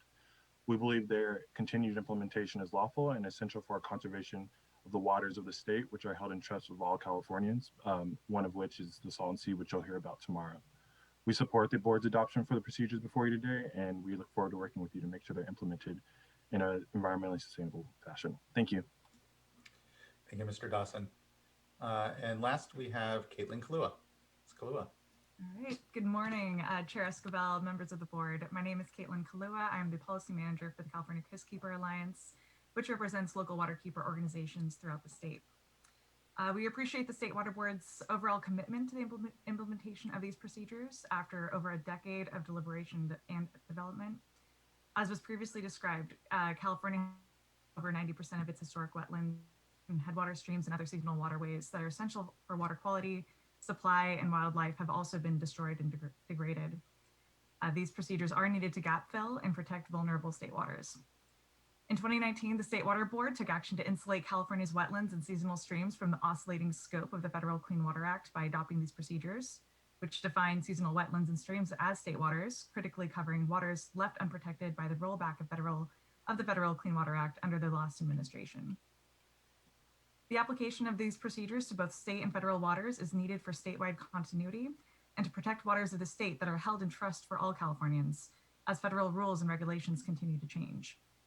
As described in today's staff presentation, the recent California Superior Court decision does not restrict the State Water Board's authority to regulate the discharge of dredged or fill material to waters of the state, including its authority to adopt state policy under Water Code Section 13140. For over a decade, the procedures were referred to as a policy, or draft policy, as they were being developed, and our organizations have understood that the scope of these procedures were to apply to both state and federal waters. Finally, we appreciate the State Water Board is not reopening the procedures or accepting comments on the procedure substance, given that reopening for any substantive changes would be unnecessary and unproductive, given the robust and transparent public process that was used to develop these final procedures. So thank you for the opportunity to comment, and we encourage your adoption of today's resolution. Thank you, Ms. Kalua. Appreciate the comments. And that, I believe, concludes the oral comments that we have for this item. First, I would like to ask staff if there are any items or things that they heard that they would like to respond to here. And also would note if staff and folks need a little time in order to develop some thought and additional comment to what was heard, we can also take a break. It is at 10:50 now, and can provide that time here at a different moment, perhaps if there's further direction from board members. Mr. Wiles. Thank you, Chair Esquivel, and thank you, board members. Good morning. Phil Wiles with the Office of Chief Counsel.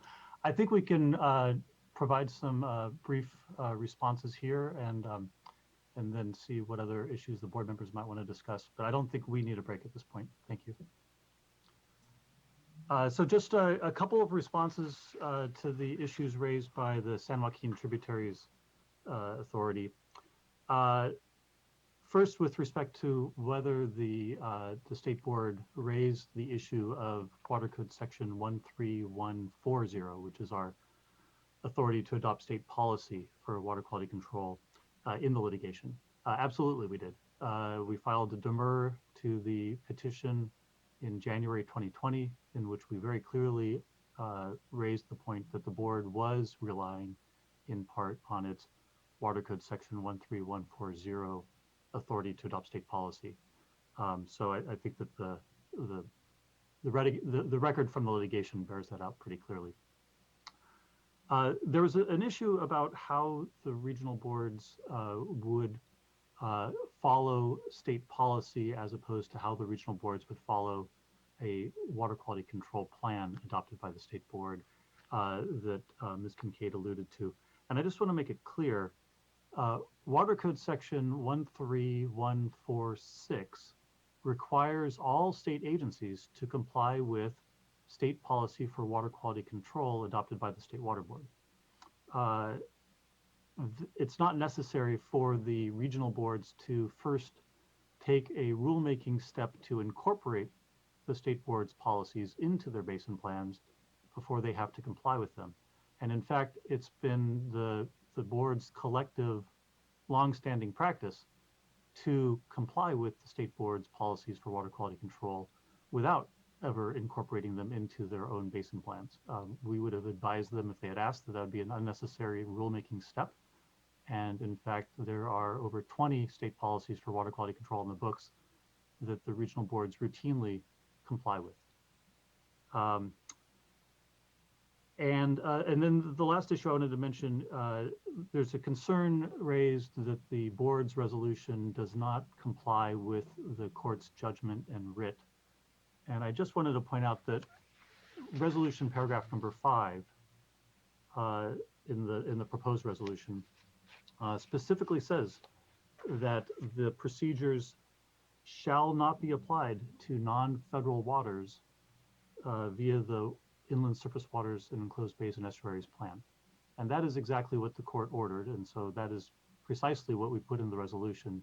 So I do think that it's a pretty straight line from the court's order to what we're proposing the board adopt today. And then if I can, just a couple of things to add, and these I think are mostly in response to your questions, Board Member Diadamo. The first is that we went back and looked at a number of the state policies for water quality control that the board has adopted over the years. And some of them I absolutely are sort of general principles and guidelines that things like the Resolution 6816 from 1968, which it's very important, but it's also very general, not very specific. The regional boards absolutely comply with it, but it's not a specific, detailed level of regulation. But then there are many other examples of very, very detailed regulations. Just to name a couple, Ms. Liu mentioned some of them in her presentation. Back in 1996, the board adopted a very, very detailed regulatory approach for containment zones, and these are areas in the groundwater where they're not meeting water quality objectives. Detailed application and substantive requirements for the boards to approve those. There are others, some of you may recall, at least one of you may recall, the policy for on-site wastewater treatment systems. So this is a state policy that affects septic systems throughout the state of California. Millions of landowners are regulated by that. Very detailed. The 2000 state implementation policy, also incredibly detailed about how to implement our toxic standards for NPDES permits. Another one that at least one of you had a fairly significant hand in drafting, the low threat underground storage tank closure policy. And then more recently, you'll all, or I shouldn't say all, several of you will remember, the cannabis cultivation policy from 2017. And I took another look at that, and that actually has about 80 pages of very detailed, very regulatory principles and guidelines. So this board over the years has interpreted principles and guidelines to range anywhere from very, very general, high-level regulations to very, very detailed in the weeds regulations and everything in between. So I just wanted to kind of give that historical context in case that helps. And then just the last point I would make is that under the government code, the Water Board has a special section that deals with its own rulemaking sections. And so the State Board actually has 3 different types of rulemakings that can avail itself of. And there is some overlap, but traditional regulations are subject to the normal provisions in the Administrative Procedures Act and the Government Code. There's a subset of emergency regulations that are also the same types of emergency regulations adopted by all state agencies. And then we, of course, have plans and policies. And the Government Code treats our plans and policies exactly the same. That is, they're subject to the exact same requirements. Once the board has completed adopting its rulemaking, they go to the Office of Administrative Law for the exact same streamlined review. They're treated as regulations. And so I just wanted to point out that there's no distinction between plans and policies in terms of the way the Office of Administrative Law is required to treat them by law. So I hope that's a little bit helpful. That's all I had planned to say, and I don't think we had anything else, but certainly we're here to answer any questions the board members might have.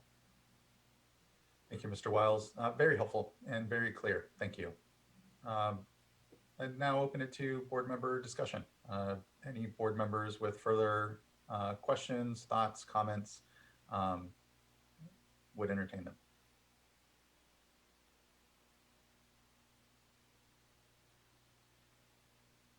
And if I'm hearing none, would also entertain a motion. Vice Chair. I actually wanted to wait to see if my colleagues had any comments before jumping in. So I'll just say that I'm really torn on this, and I'd like to explain why. First of all, I'm very much supportive of the action that we took from a policy perspective.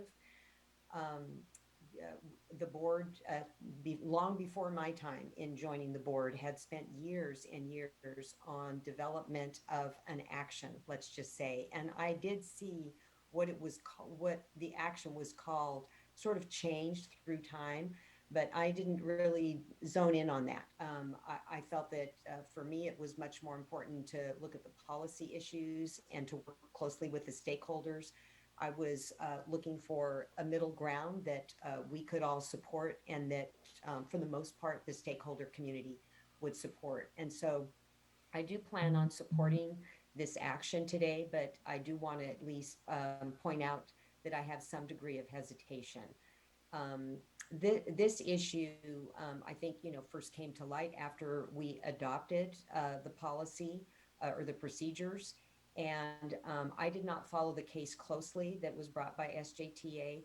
But when we adopted the toxicity provisions, that is when this issue, for me, is when I first really focused on this distinction between policy and plan 13140, 13170, a little more specifically. And I know we're not talking about toxicity today, but I do recall that when we adopted the toxicity provisions, Ms. Kincaid did comment.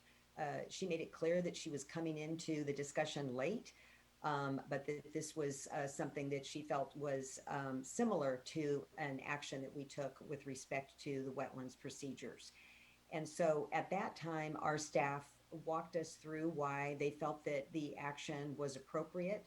And now as a result of this litigation, it looks like there will be potentially a change on toxicity as well, in the event that, depending on how things play out with the litigation, which I think, obviously is appropriate for us to engage in a fix elsewhere where needed.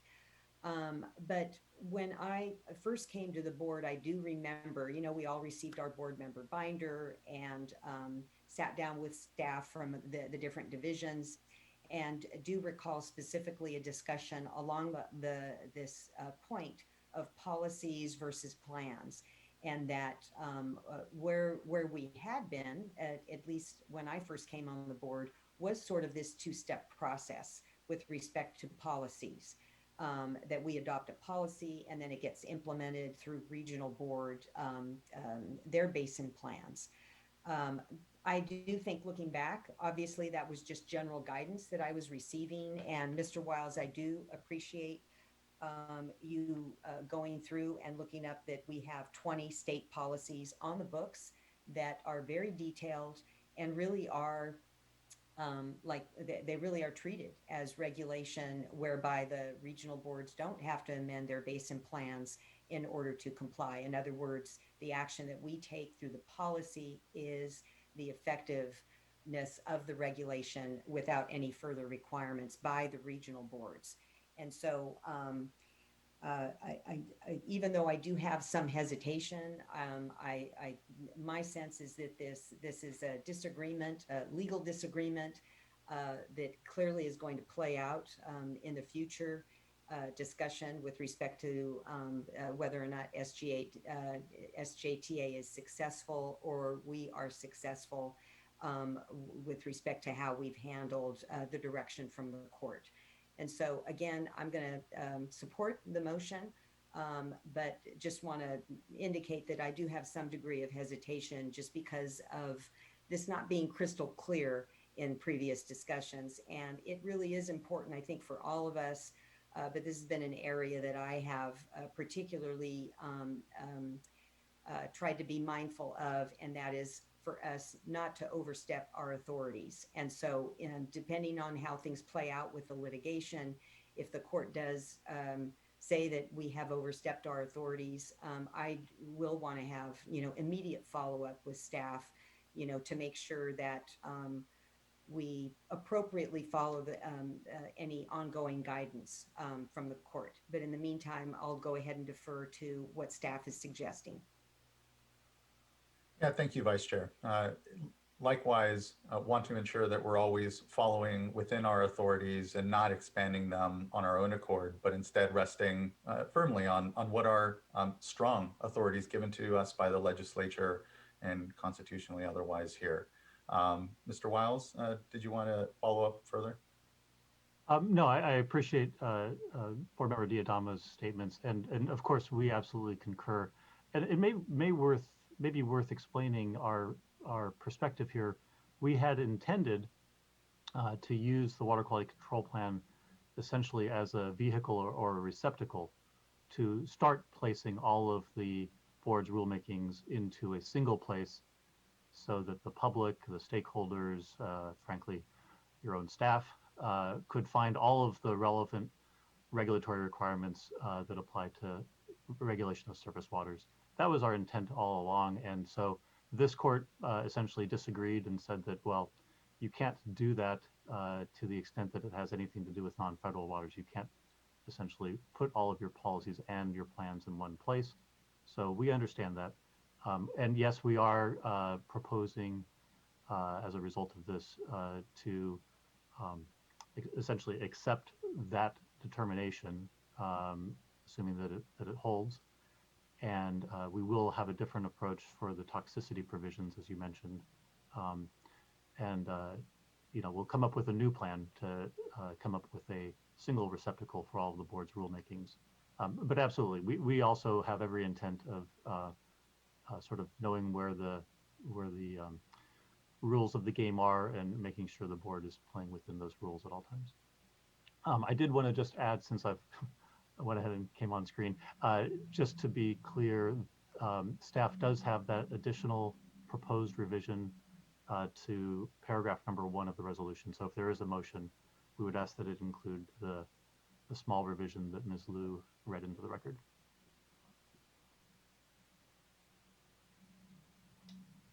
Yeah, I'll just want to thank everyone for that. And I don't really have too much to add today. I would say I share the same concerns that have been shared by Vice Chair and others broadly, just in terms of knowing where our bounds are here with respect to developing statewide policy for water quality control versus a water quality control plan. I think it is important to understand where that authority lies and to what extent it lies. For today, the discussion of our historical adoption of state policies and the numerous lists there and the detail. I'm very familiar with the cannabis policy and others, and it's very helpful context to think that we have done this before. This is not our first time. That said, I've struggled a bit with the resolution today as I reflected back on our adoption in 2019 of the wetlands definition and dredge or fill procedures. Certainly this is not anything I have any interest in reopening. I feel like we established in 2019 what our direction was and our desire to protect wetlands, to protect waters of the state, to move forward as a state, and recognizing that it took over a decade to get to that point. And certainly I do not want to walk backwards from that in any measure. So,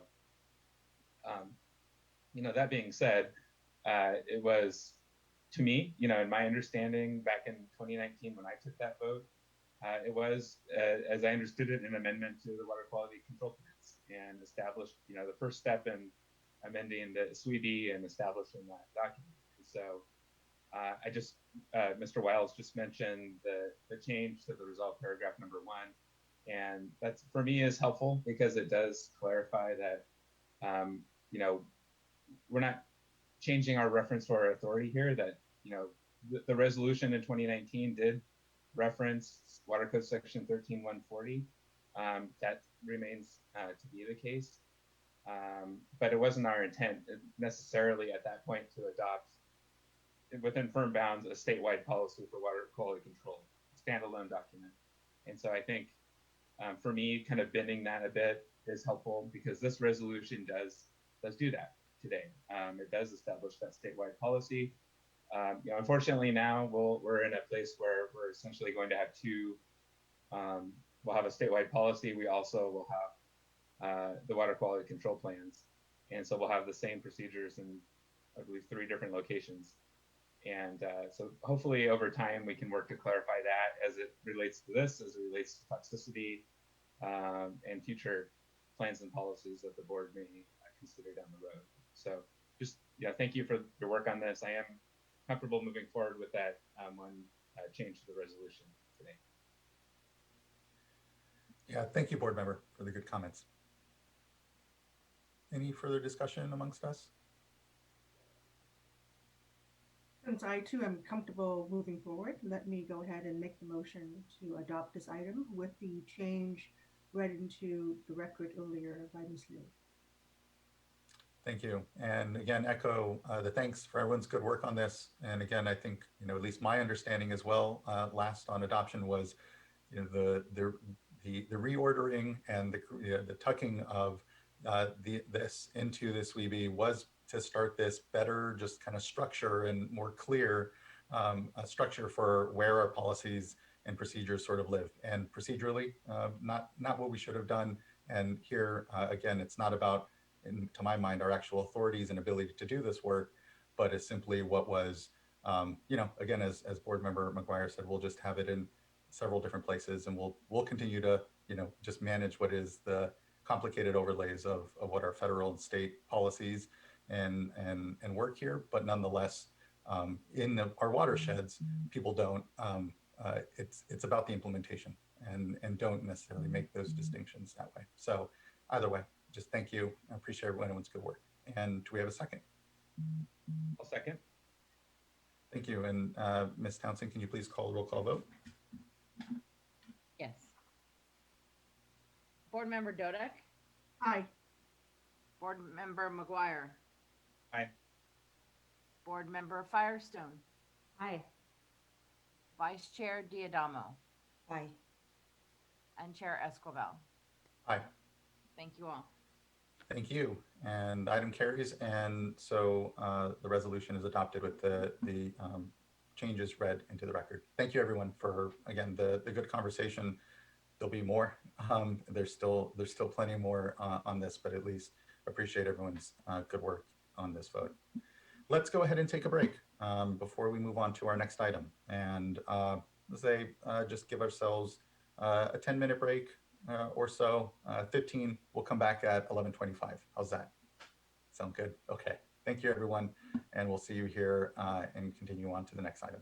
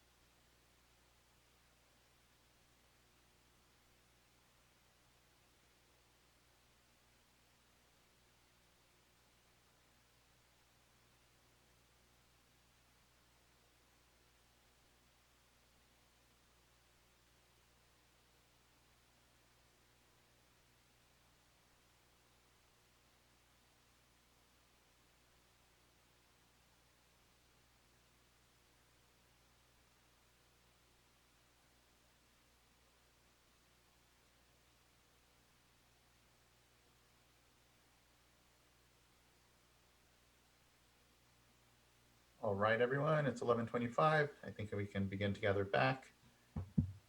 And we are moving on to item number 5, which is an update on the status of current activities in the oil and gas monitoring program. Really want to thank everyone's work on today's discussion and presentation. And good to see you, Ms. Zinke. Good morning. Thank you. Good morning, Chair Escobar and members of the board. My name is Janice Zinke, and I am the Unit Chief of the Underground Injection Control Unit in the Oil and Gas Monitoring Program here at the State Water Board. Our information item today will provide an overview of our program's key goals, recent work completed, and next steps. Next slide, please. Joining me as presenters today are Bill Patzelt, our new Unit Chief in the Well Stimulation Monitoring Unit, and Valerie Patella and Tina Bauer, who are both engineering geologists in our oil and gas monitoring program. Next slide, please. The oil and gas monitoring program consists of 3 main areas of work: monitoring associated with well stimulation treatment, also known as hydraulic fracturing; underground injection control, which includes aquifer exemption review and injection project review; and work associated with oil field produced water ponds. Currently, there are 39 staff dedicated to this work statewide, which includes staff from Central Valley, Central Coast, and the Los Angeles regional boards. Next slide, please. So to provide some context, there are 487 onshore oil fields in California and over 225,000 active, idle, or abandoned wells located across the state. This map shows the oil fields located in California. Our work in the oil and gas program is primarily located in Kern County and also includes work in areas such as San Luis Obispo, Ventura, Santa Barbara, and Los Angeles counties. Ms. Zinke, apologies for interrupting, but when it comes to plugged or abandoned wells and the 120,000 some odd that there are, what is the split between, and is my understanding abandoned well is a well that hasn't been remediated at this point and are plugged, and so just kind of wondering what the split is there, really trying to get at how much of an issue are abandoned wells in the state, just kind of looking at these figures here. Right. Well, I don't know if we have a clear indication of plugged versus abandoned numbers, but it's typically a plugged well is an abandoned well. Okay. There are some different terminology, right? Okay. Used.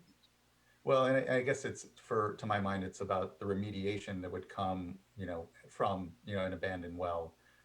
And so, Mr. Bishop, maybe you have a figure there. So there's another group that I interpret that you're looking for, which are orphan wells, which we don't have a number on. And orphan wells are wells that need to be plugged or abandoned, but haven't. Okay, thank you. That's actually what my mind was going to then. And it's more, the orphaned wells that I were thinking as the larger challenge. And that sounds like a little more unquantified. Okay, thank you. Appreciate that. No problem. Next slide, please. So today's presentation will update you on State Water Board work associated with well stimulation treatment monitoring, our regional groundwater monitoring program, aquifer exemption reviews, and injection project reviews. We'll also provide to you some of the program's key goals for future work and next steps. Today's presentation will not, however, include an update on produced water ponds. That program is overseen by the Central Valley Regional Water Quality Control Board. Next slide, please. And with that, I'd like to pass it on to Bill Patzelt. Thank you, Janice. My name is Bill Patzelt. I'll be providing an update on the Well Stimulation Monitoring Unit. This unit oversees the area-specific groundwater monitoring conducted by oil and gas operators. In addition, we oversee the Regional Groundwater Monitoring Program, where the U.S. Geological Survey, or USGS, is our technical lead. An annual performance measures report is produced by this unit and posted on our website each year. Next slide. Well stimulation treatment uses high pressure to inject a fluid mixture that consists of gel and sand into a geologic formation to increase production. Depths of well stimulations in California can range from approximately 600 feet to over 13,000 feet below ground surface. Well stimulation treatments have occurred for decades, predominantly in southern San Joaquin Valley and Los Angeles Basin. Since 2015, it's occurred mostly in Kern County and now includes a groundwater monitoring requirement. Next slide. Prior to the development of our program, the public expressed concern about water quality and protection of water resources in areas of well stimulation. This led to the passage of Senate Bill 4 in September 2013, setting the framework for regulation of well stimulation treatments. A memorandum of agreement was signed in 2014 between the California Geologic Energy Management Division, also known as CalGEM, and the water boards to establish each agency's respective authority associated with the well stimulation treatment activities. As required by Senate Bill 4, the water boards developed groundwater monitoring requirements known as the model criteria in 2015. These criteria were adopted by the state water board and outline the requirements for operator monitoring and the regional monitoring program. Next slide, please. The number of well stimulations from 2012 through 2020, along with the price of oil per barrel, is depicted on this figure. Prior to 2016, well stimulation data was submitted by operators to a national database called FracFocus. Since then, CalGEM has permitted and tracked all well stimulations, as shown here in orange. As you can see, well stimulation activities have decreased since 2015. Factors that may have affected the number of well stimulations include increased regulation after Senate Bill 4 was enacted, fluctuation in oil prices, and a temporary moratorium on well stimulation applied by the governor in 2020. Next slide, please. Area-specific monitoring is required when operators propose to stimulate a well in areas where protected water is present. Protected water is a term specific to the well stimulation program, and it's defined as water that contains less than 10,000 milligrams per liter total dissolved solids and outside of an exempt aquifer. Water boards may grant operators an exclusion from groundwater monitoring if the well to be stimulated does not pass through zones containing protected water. Operators must notify nearby property owners prior to these well stimulations, and those property owners can request water sampling. Only one property owner has requested sampling since 2015. Additional details of these groundwater monitoring requirements are laid out in the model criteria. Next slide, please. Operators are required to collect and submit groundwater data related to well stimulation. To date, water board staff have reviewed and approved 14 groundwater monitoring plans in 10 oil fields, as shown in blue on this figure. Water board staff also have reviewed 139 groundwater monitoring reports associated with these approved plans. This review process includes working with regional board staff to provide operator comments. Area-specific groundwater monitoring conducted by operators is intended to characterize baseline water quality conditions and to assess potential impacts to groundwater. Operators have been requested to evaluate these sites to determine the nature of any elevated compounds and whether they're related to well stimulation treatments. Additionally, water board staff have worked closely with CalGEM to review and provide comments on over 2,200 well stimulation permits. Next slide. Operators have also requested and received approval from the water boards for 20 exclusions from groundwater monitoring in 6 oil fields, which are shown in orange on this figure. These requests for exclusions are based on detailed technical proposals submitted by an operator, indicating that a certain area proposed for well stimulation does not contain protected water. These areas granted exclusion from groundwater monitoring either for water greater than 10,000 milligrams per liter total dissolved solids or not contain any groundwater at all. All information associated with area-specific groundwater monitoring plans and reports, as well as exclusions, is publicly available on the Water Board's GeoTracker information website. A performance measures report summarizing work conducted in this unit is also posted to our oil and gas website annually. Next slide, and I'd also like to pass the presentation over to Valerie. Thank you, Bill. My name is Valerie Patella, and today I will be providing an update on work conducted and findings to date for the Regional Groundwater Monitoring Program. The objective of this program is to evaluate potential impacts from well stimulation treatments and other oil field development on groundwater resources. As shown in the figure on the right, these could include oil and gas well failure or breach, injection for oil production, or disposal practices, such as water disposal wells and produced water ponds. Through a cooperative agreement with the State Water Board, the USGS is the technical lead for implementation of the Regional Monitoring Program. Next slide, please. In 2014, the USGS performed a prioritization analysis of California's 487 onshore oil fields. From that study, they have focused on regional areas to perform historical data compilation of lab analyses, well completion reports, and borehole geophysical logs. They have also conducted salinity mapping using historical and newly collected total dissolved solid measurements, oil field fluid and groundwater sampling, and monitoring well installation. Next slide. Following their prioritization analysis, which categorized fields as high, medium, or low priority based on vertical proximity of water supply wells to oil wells, well density, and injection volumes, the regional monitoring program has been implemented in 33 oil fields. In addition to incorporating historical data, the USGS has collected 332 groundwater samples, which are the gray triangles on this map, and 58 oil field fluid samples, which are the orange dots. The USGS has also drilled and installed 3 multiple depth monitoring wells at different oil fields to provide additional site-specific data. Next slide, please. We strive to make study results accessible to the public through public meetings, and we have recently released the Regional Monitoring Program Mapping Tool. This tool can be found on our webpage and allows users to view study areas and sampling points. Each study area on the map has links to the associated published manuscripts and data releases.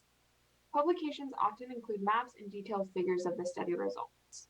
This tool is great for those that aren't familiar with oil field names or locations, but are interested in finding out more about oil and gas related studies near them. Next slide.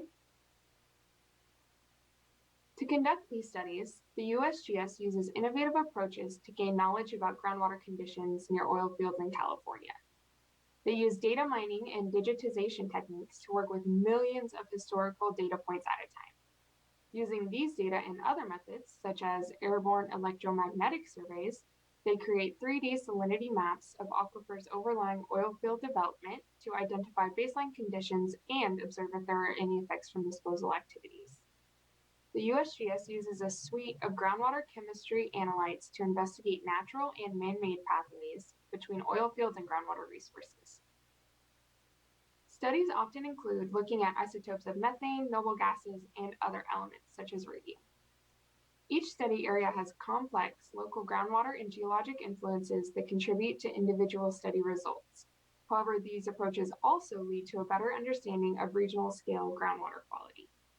USGS Regional Monitoring Program work is ongoing, and we will continue to share results on our State Water Board webpage. Next slide. Now I will pass the presentation back to Janice. Thanks, Valerie. Now we'd like to provide an update on the work we have been conducting in the Underground Injection Control Unit. Our work here focuses on review of aquifer exemption proposals and underground injection projects. Next slide, please. The Underground Injection Control Program is built on collaboration between agencies. The US EPA granted CalGEM primacy to oversee oil and gas related underground injection in California, and the water boards work closely to implement the program with CalGEM. The Memorandum of Agreement between the State Water Board and CalGEM was updated in 2018 and clarifies the coordination of administering the state's UIC program. Working closely with the regional boards, CalGEM, and the US EPA is key in implementing a successful UIC program. Next step, please, or next slide, please. First, we'd like to give an update on our aquifer exemption proposal review work. An aquifer exemption proposal is only allowed if it meets both federal and state criteria. An exempted aquifer does not automatically give the green light to injection projects. Underground injection is only allowed if a permit is approved by CalGEM for either enhanced oil production or wastewater disposal. Since 2015, the State Water Board, CalGEM, and the US EPA have been working to bring aquifers into compliance where injection either had been or is occurring outside of exempted aquifers. Next slide, please. The criteria that an aquifer exemption proposal needs to meet includes that the aquifer is not a current source of drinking water and will not in the future be considered a source of drinking water, and that injected fluids will stay in the exempted zone and will not affect any beneficial use water. The approval process includes many stakeholders and often takes multiple years. Ultimately, the US EPA approves or rejects an aquifer exemption proposal, but before then, CalGEM and the water boards collaborate in an in-depth technical review and a public process, including a hearing and comment period. Next slide, please. Oil fields where we have received an aquifer exemption proposal for review since 2015 are shown here in red. Since 2015, the water boards have reviewed 36 aquifer exemption proposals. The majority of these proposals were initiated to bring wells that have been injecting outside of an exempted aquifer into compliance with the Safe Drinking Water Act. The State Water Board has issued final concurrence letters for 24 proposals, and out of those, the US EPA has approved 22. Where we have concurred with an aquifer exemption, we have often indicated potential conditions on future UIC projects, which can include monitoring to verify that the fluids are remaining in the exempted zone. And where the water boards do not agree with a proposal, it's either modified or withdrawn. This is most often due to the lack of information to confirm that injected fluids will remain in the exempted zone, or that the aquifer is non-oil bearing and contains high quality water, typically less than 3,000 milligrams per liter total dissolved solids. Next slide, please. Where the water boards do not agree with an exemption proposal, we work with CalGEM to ensure that future injection does not occur.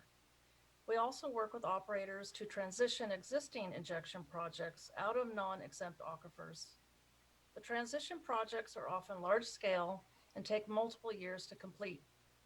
Currently, 2 such transition projects are occurring at 2 large oil fields in Kern County. Next slide, please. And now I'd like to pass the presentation off to Tina.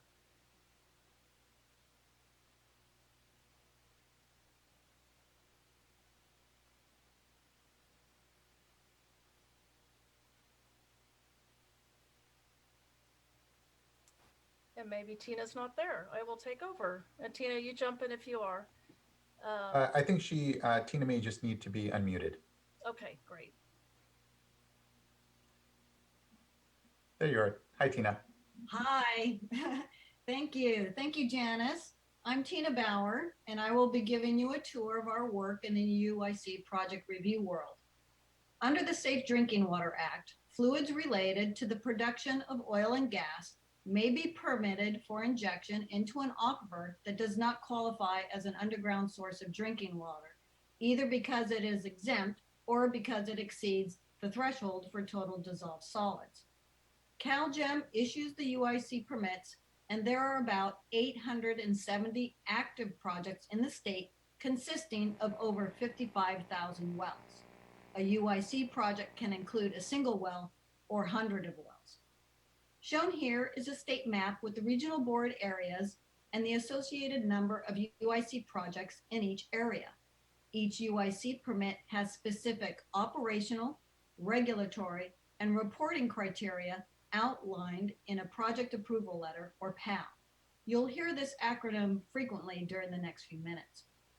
As Janice described earlier, the water boards work closely with CalGEM in the review process. Next slide, please. Since 2015, nearly 300 UIC projects have been reviewed by the water boards. There are 5 types of UIC projects, and the chart shows how many of each type we have reviewed.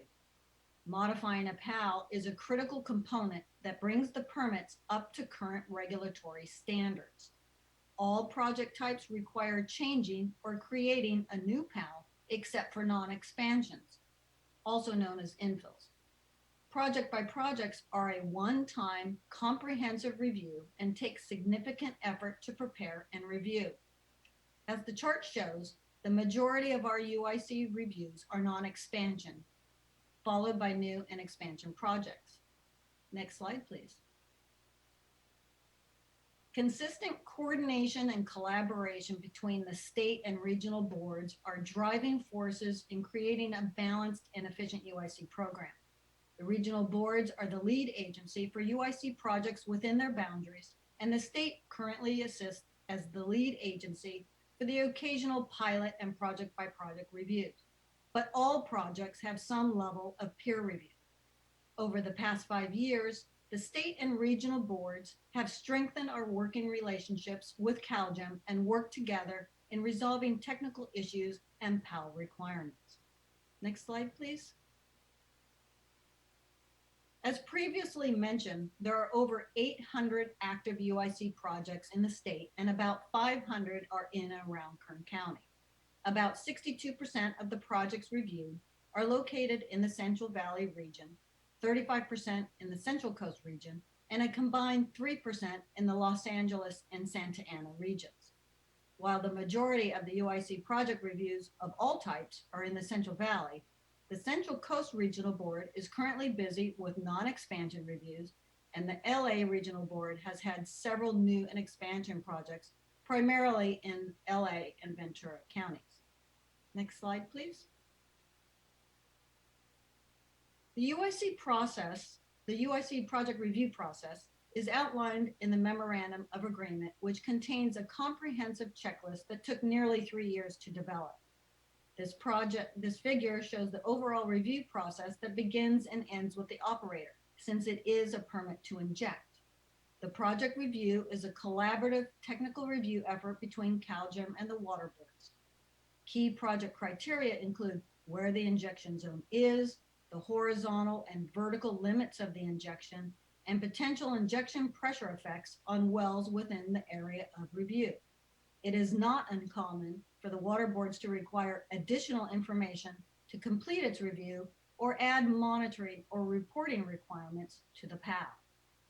If the water boards do not object to the project, CalGEM issues the PAL to the operator. A new UIC project requires a public comment period. And there have been a few projects that the water boards objected to, and those UIC permits were not issued. Next slide, please. During the development of the UIC project review program, it became apparent a long-term mapping and tracking system was needed. Both water boards management and industry stakeholders requested updates on where the UIC project reviews were in the process and how fast the projects were being reviewed. GeoTracker was quickly used for this purpose, and an example of the UIC project review tracking report is shown here. As with many other programs, GeoTracker is an invaluable tool and continues to be modified to meet the UIC program and evolving needs. The entire project review and accounting process is now digital, transparent, and accessible to the public and stakeholders. Next slide, please. A new type of injection project we have recently been involved with is carbon capture and sequestration, which is an emerging strategy to reduce greenhouse gas emissions and mitigate climate change. This is a process by which large amounts of carbon dioxide are captured, compressed, transported, and stored. The storage component includes carbon dioxide injection, excuse me, via Class 6 wells into deep geologic formations. The graphic on the right is a conceptual model of a carbon capture and sequestration project. While the US EPA is the permitting agency, the water boards are part of a multi-agency effort to develop a process for permitting these wells in California. The UIC program is currently reviewing the first project of this type in the state, which is located in the San Joaquin Valley. Next slide, please. Over the last 5 years, the UIC project review program has certainly experienced growing pains, but has accomplished significant tangible results. We've developed and memorialized water board review criteria for UIC projects. We've developed standard protocol for the efficient UIC project submittals from CalGEM. We've developed GeoTracker protocol and tools for efficient task tracking, accountability, and public access. We have reviewed 280 and counting UIC projects. But above all this, the water board's actions have increased the protection of beneficial use water as an active participant in the critical review and permitting process of UIC projects. Next slide, please. And now back to you, Janice. Thanks, Tina. Now that we've provided a program update, we'd like to give you an idea of some of the future goals for the program. In well stimulation, we plan to start an evaluation of the effectiveness of the model criteria for groundwater monitoring through a stakeholder process. Based on those findings, we will be updating the groundwater monitoring requirements if deemed necessary. We will continue to communicate findings of the USGS-led regional monitoring program through public meetings and publications. We will continue to work with CalGEM to develop interagency best practices and help streamline injection project review while focusing on the protection of beneficial use waters. We will continue to work with CalGEM to comprehensively review all existing projects in the state, bringing them up to current regulatory standards. And we will continue to make the information easily accessible to the public via the State Water Board's GeoTracker information system, public meetings, and our oil and gas website. Next slide, please. And with that, we'd like to open it up for any questions from the board. And if you have any technical questions about the regional monitoring program, we have Matt Landon from the USGS here to assist. Thank you. Thank you so much. That was a fantastic informational item and refresher on just the incredible work that's going on in the oil and gas and monitoring programs that we oversee in conjunction with CalGEM and our other partners. And so as we saw, much of that legislatively directed. And so good to hear about the work over the last years and some of the vision as we move forward as to the things that will need to be tackled. We have a handful of commenters, but fellow board members, do you have any particular questions? None come to mind for myself particularly now, but may think further still yet. I just have a clarifying question before Yes, we get please. to comments, and then have comments after hearing from the public. But can you just clarify for the UIC projects, it looks like about 30% of the active projects we've been able to do, it looks like, as I understand it, our review, so about the 280 that you showed how we're tracking. So for the other 2/3 of active projects, can you just give a sense of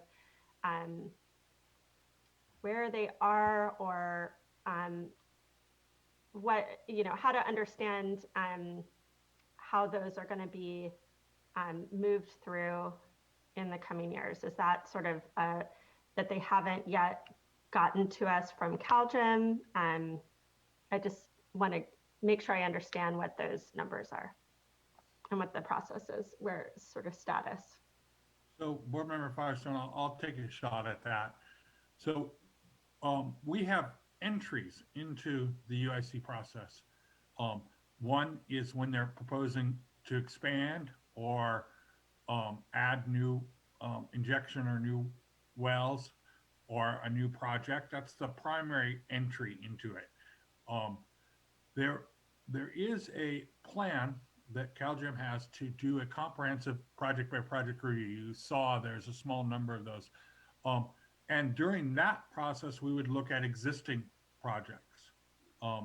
As they do those reviews, we're part of that.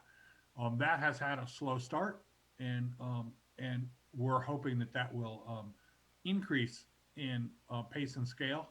But at this point, we don't really have an entry into an existing project that doesn't have a project by project review. So I can't give you a timeline when we would get to those. We're really dependent on CalGEM doing that, initiating that review for us to become part of it. Okay, great. Thanks. That helps clarify my question. So I have some other thoughts or comments, but I think I'd wait till after hearing public comment. Great, thank you, board member. And any other board members should feel free to chime in if they have some thoughts now, and then otherwise can begin to go to our public commenters. And first, I believe here we have Holland Kretzman.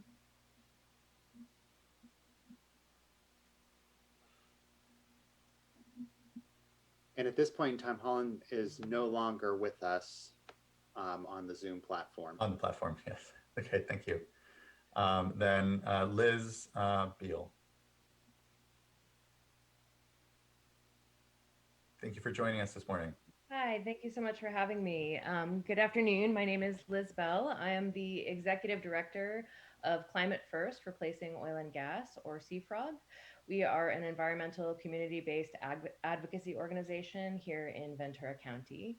As an Oxford-educated scientist with a background in quantitative research and statistical analysis, I bring a strong fact-based approach to my work here as a community organizer and environmental advocate. And I think in a political climate that's really rife with alternative facts, it's very important that we stick to objective truth. And that's why I'm coming here to you today to encourage the State Water Board to stick to objective truth when presenting scientific outcomes to our local communities. So the State Water Board is currently contemplating an aquifer exemption application here in Oxnard. And in 2017, water samples were gathered here by USGS under the Regional Monitoring Program. And that was done in order to determine whether or not oil and gas operations have caused migration pathways into the Fox Canyon Aquifer, which is a source of drinking water for over 400,000 Ventura County residents. There were preliminary findings that were published in 2019 that raised serious concerns because thermogenic gases were found in the Fox Canyon Aquifer. And our Board of Supervisors enacted a 2-year moratorium on cyclic steam extraction, waiting for more information. Unfortunately, that information was a really long time coming, so the moratorium came and went. And the final USGS study didn't come out until January 2021 and gave us a lot more questions than it gave us answers. The test results of the final USGS study were inconclusive. 14 wells were tested once in 2017. Oil companies apparently denied access to additional water wells, and no attempt was made to demand access or expand the scope of the study. So between April 2017 and 2019 and today, no additional samples were taken, no substantive new analysis was conducted, and no new conclusions were made. So we're still sitting here today with the conclusion that those thermogenic gases found in the Fox Canyon Aquifer could be naturally occurring, or they could be evidence of contamination. And yet, even with these inconclusive study results, the Water Board published a study summary that had a really misleading headline. It claimed there was, quote, no evidence of hydrocarbon-bearing formation water mixing into overlying groundwater aquifers. As a scientist, I would argue that headline is not factual. That no evidence headline is being repeatedly thrown around by the oil industry in support of operations of cyclic steam on the Oxnard oil field. It's also being used to undermine our organization's credibility. And any scientist will tell you that a lack of conclusive evidence is not the same as no evidence. In scientific terms, this is known as a type 2 error, mistaking a lack of data for a lack of significant effect. In truth, we've waited here in Oxnard for 3 years and we still don't have answers. And the Water Board's no evidence summary headline is both scientifically inaccurate and misleading to the public. So I'm here requesting that the Water Board retract this summary headline and also do a review of how such headlines get generated at the agency. I'm also asking that the Water Board conduct an additional, more definitive and rigorous study before undertaking any final review of the aquifer exemption proposal for the Oxnard oil field. It's really important for the Water Board to consider the havoc that's already been wrought upon Oxnard's land. Existing conditions pose a credible threat to our drinking water, to the Fox Canyon Aquifer. And by reviewing just publicly available records, CFROG has seen that it is blatantly apparent that the Oxnard oil field is already home to numerous oil spills, safety violations, and hazardous underground conditions. A failed well conduit can create a conduit for steam-heated oil and chemicals to invade the lower reaches of the Fox Canyon Aquifer. The Oxnard oil field is home to 231 abandoned wells. 27% of those were not plugged to modern engineering standards. 43 poorly abandoned wells were plugged with mud, paper sacks, wooden plugs, or other non-cement material, meaning there is no documented barrier to prevent migration between the oil-bearing formation and the Fox Canyon Aquifer. 42 wells have been idled for more than 15 years. And then 35 idle wells have overdue test requirements. They are out of compliance with CalGEM's own testing and regulatory standards. 24 of those 35 wells have had no work done, no tests or work since the time they were initially drilled. In other words, the Oxnard oil field is already an environmental disaster waiting to happen. Here in Oxnard, we're no stranger to being treated like a sacrifice zone to the fossil fuel industry. Our neighborhoods are already saddled with a legacy of irresponsible pollution from oil and gas companies.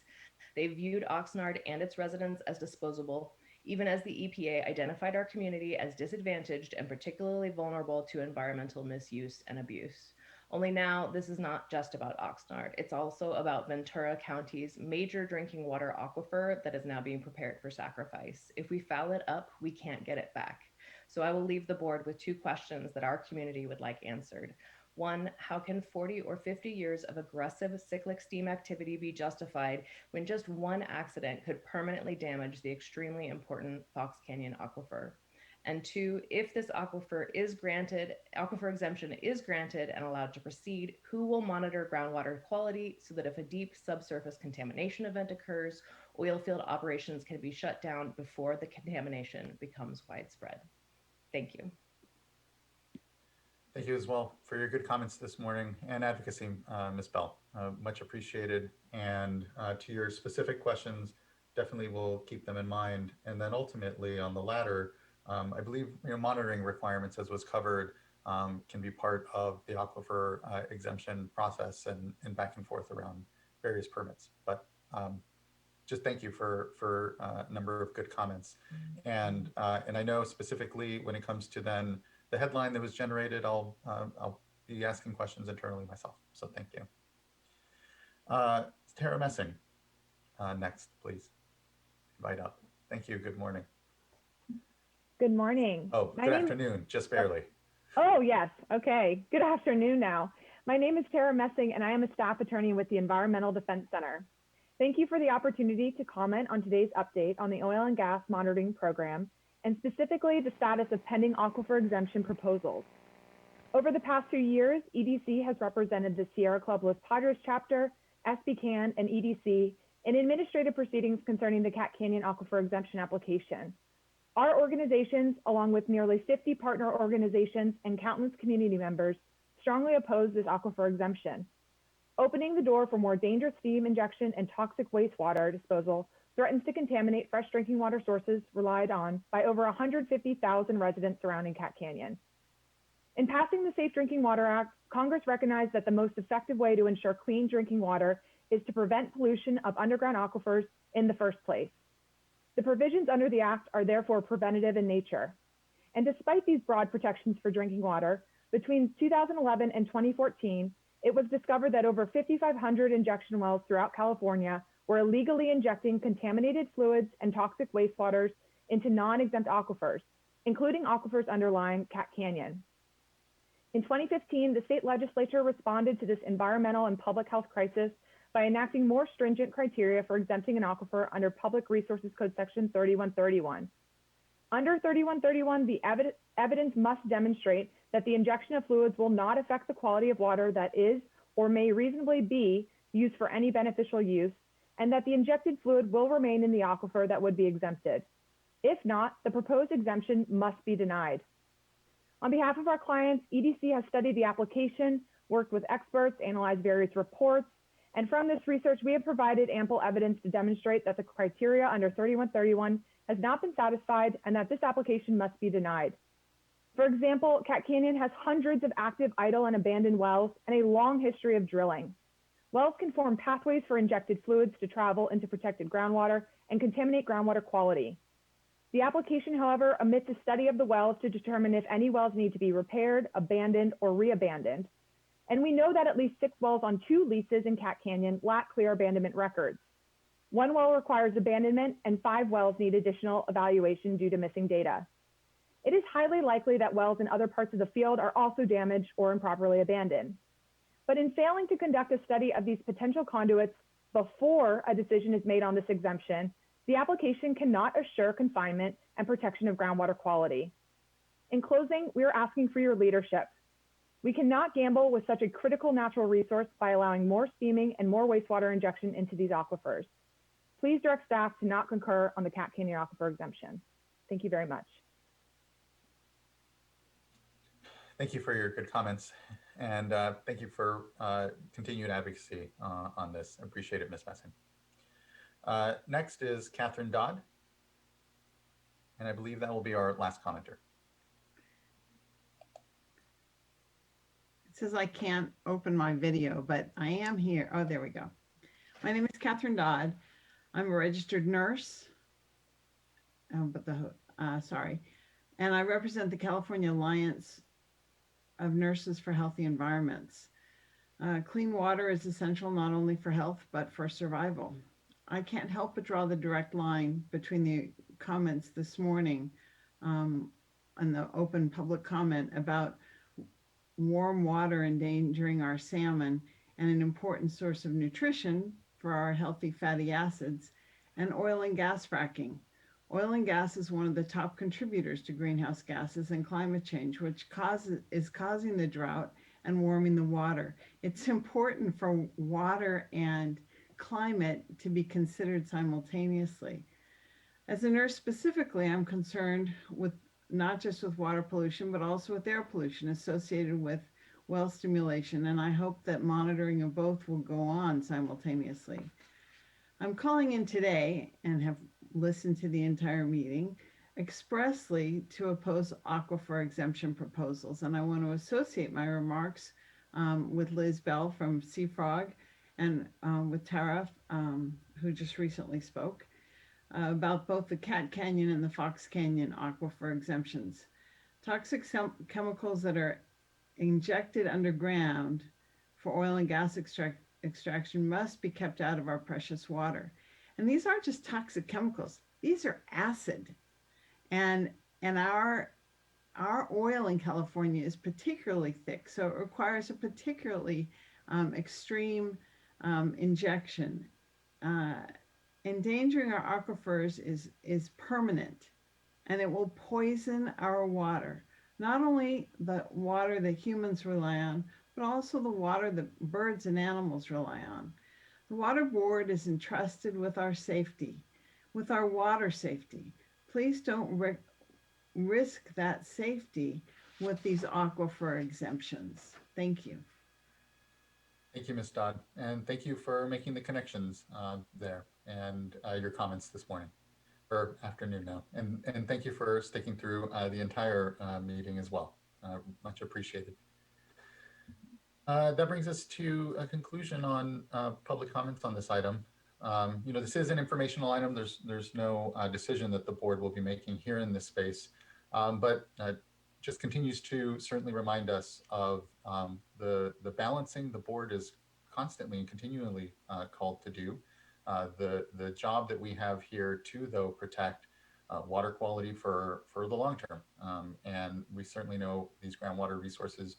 I look particularly there in the Central Valley, where I know those communities are similarly struggling with SGMA implementation and other ways that I guess all of these activities ultimately impact and are part of the challenges we face with climate change, but also just the activities that we create on the landscape themselves, and the need to appropriately consider, understand, particularly be data-driven in ensuring that we are being protective of these critical resources that, again, in drought times, particularly come to mind, our groundwater resources and their protection. So thank you, everyone, for the good comments and really the good work of staff here. I don't find myself with particularly too much question here. I know there are particular projects before us that whether it's the various exemptions or just the ongoing work that I'll continue to want to monitor and be informed around. I think as we all are and do. But fellow board members, any other thoughts or questions or comment, even some guidance in how we can view these things? Yeah, I'll go ahead. I guess I'll just say, and I know this is not probably primarily in our control, but I do have real concerns about, lack of adequate progress on project by project reviews for the active injection projects or underground injection UICs projects that are ongoing in our state. I do feel like we have the responsibility of ensuring that activities in our state are not impacting water quality. And so I understand there's some procedural pathways that mean that sounds like 2/3 of the active projects haven't been able to be brought before us yet to do that review, but I am particularly concerned about that. I'm particularly concerned about the lack of identification and plan around orphan sites and orphan wells, and I think that's something that I think is a very significant and important threat to our water quality, and one that I think is a real concern to ensuring our mission at the Water Board. And then, I want to speak mostly on, or really focus right now on, the aquifer exemption process, because I know that is particularly important to our role to protect drinking water aquifers in particular. I am very concerned about actions to adopt exemptions, which are basically permanent abandonment of aquifers, of drinking, of aquifers to be protected as a drinking water source. It's a very, very serious permanent decision, and is especially concerning when we have, as you said, Chair Escobar, scarcer and scarcer resources for drinking water sources. So, not to say that it's not appropriate in certain places. I think, it probably is. And we have rules and clarity around when that is the case. But I think making that determination, we really need to take that extremely seriously because of the permanent impact that exemption has. I think in particular, one of the real challenges we have, especially given, the lack of information around orphan sites, lack of access to land or monitoring capabilities in certain places, and particularly the lack of information on abandoned wells and other sources of conduits. I have real concerns on being able to make the determination that there isn't a migration pathway when we lack evidence that around those very real potential conduits. I think that's something we need to be able to investigate and understand before we would make that kind of determination. I know that's something that is being discussed by many and investigated. This is not to say that obviously this is an information item, that there's direction to staff on any particular thing, but I do want to emphasize how important I think that is for us to be able to act as a board and for staff to make determinations. And I think we need to do everything we can to ensure that we have adequate evidence before making that kind of permanent determination. So that's, again, I understand this is an information item, but it is an opportunity to emphasize things that I feel are really vital and important to the work we're doing today to protect water quality. I would just like to take this opportunity to thank staff for both the report and then also some really good work that's going on in the area of aquifer exemptions, abandoned wells. I've had some good briefings and have been using this time to just become better educated, but just want to express the confidence that I have in staff and really want to thank stakeholders for raising issues and for just being patient with us as we undergo, our due diligence and working with our sister agencies And again, just identifying, thank the stakeholders for identifying some really good areas for us to dig a little deeper, no pun intended, but to dig a little deeper into. Thank you. Yeah, certainly something we can drill into. I'm sorry. Other board members.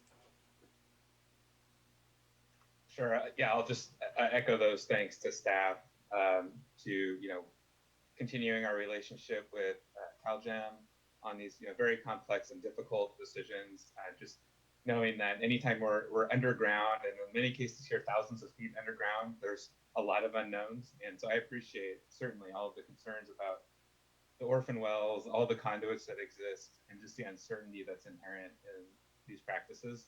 And just acknowledgement that we've come a long way in recent years, I think, with the regional monitoring criteria. And I'm glad to hear that there's going to be another look at that to see, do we need to make some tweaks now that we're a few years into that program? Could that be helpful as we move forward? All of these projects take a lot of work and time and effort, and so thank you to the team that's involved with that. And thank you to stakeholders too for your comments today. I really appreciate all of those. And, in particular, the comments on the Fox Canyon USGS study that was recently released. Just want to flag for staff that that's something I'm certainly interested in learning more about, and maybe even we didn't hear much today about the details of the monitoring studies, not just for Fox Canyon, but the others that USGS has been doing over the years and the ones that are planned going forward. But I certainly want to be sure that we're careful in how we characterize the results of those studies in terms of what we know and what we don't know, and what we were able to actually determine, or where there's additional uncertainties going forward. I know it's really hard, and I'm appreciative of all the work that USGS has done here, because I do think all that information is helpful. But certainly if folks are misinterpreting some of the results and findings, I'd be interested in finding ways to better summarize and articulate what those are and where the limitations are. So I just want to flag that for staff and look forward to those conversations. So thank you.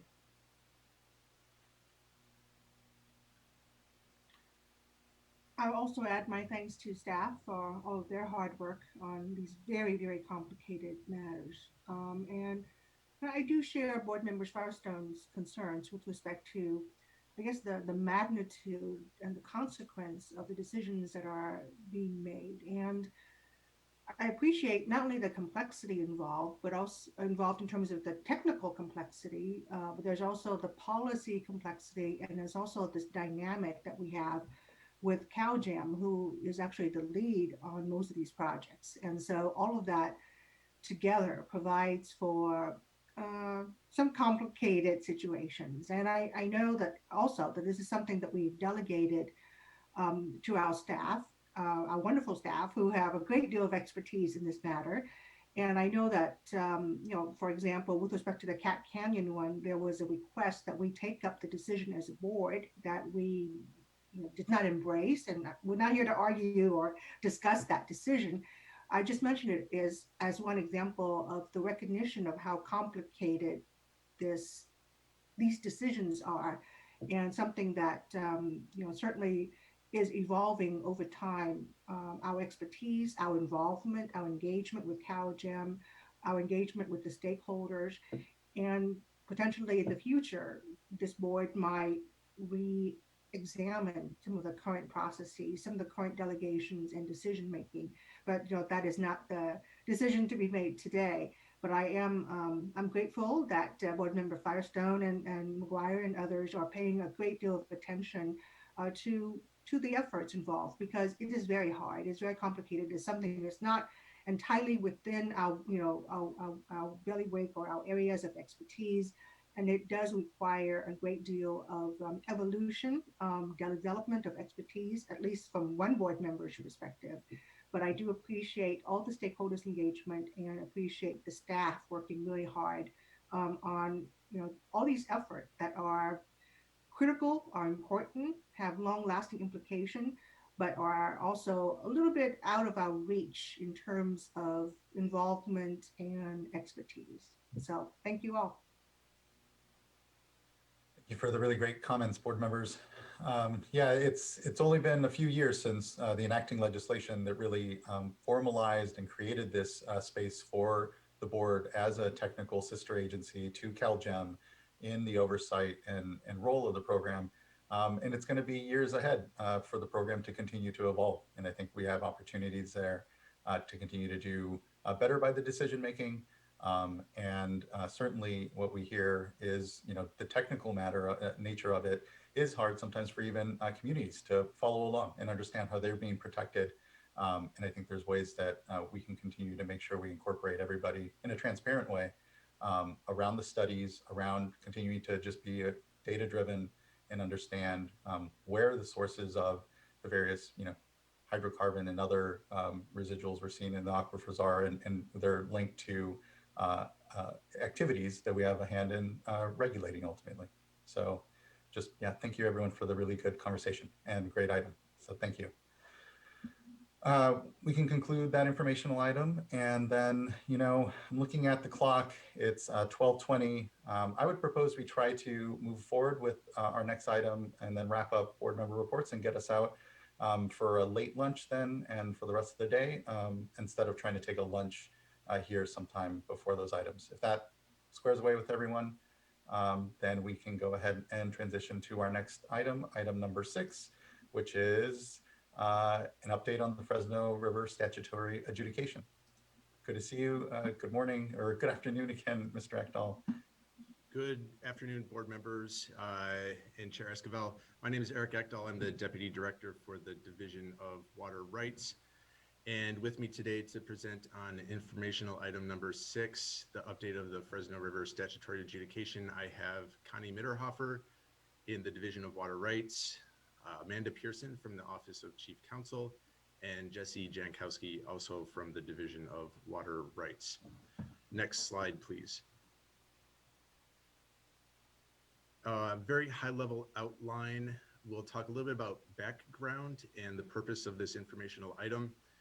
We'll also talk about the adjudication process and our current status. We'll summarize ongoing issues and possible interim solutions, pros and cons related to each of those.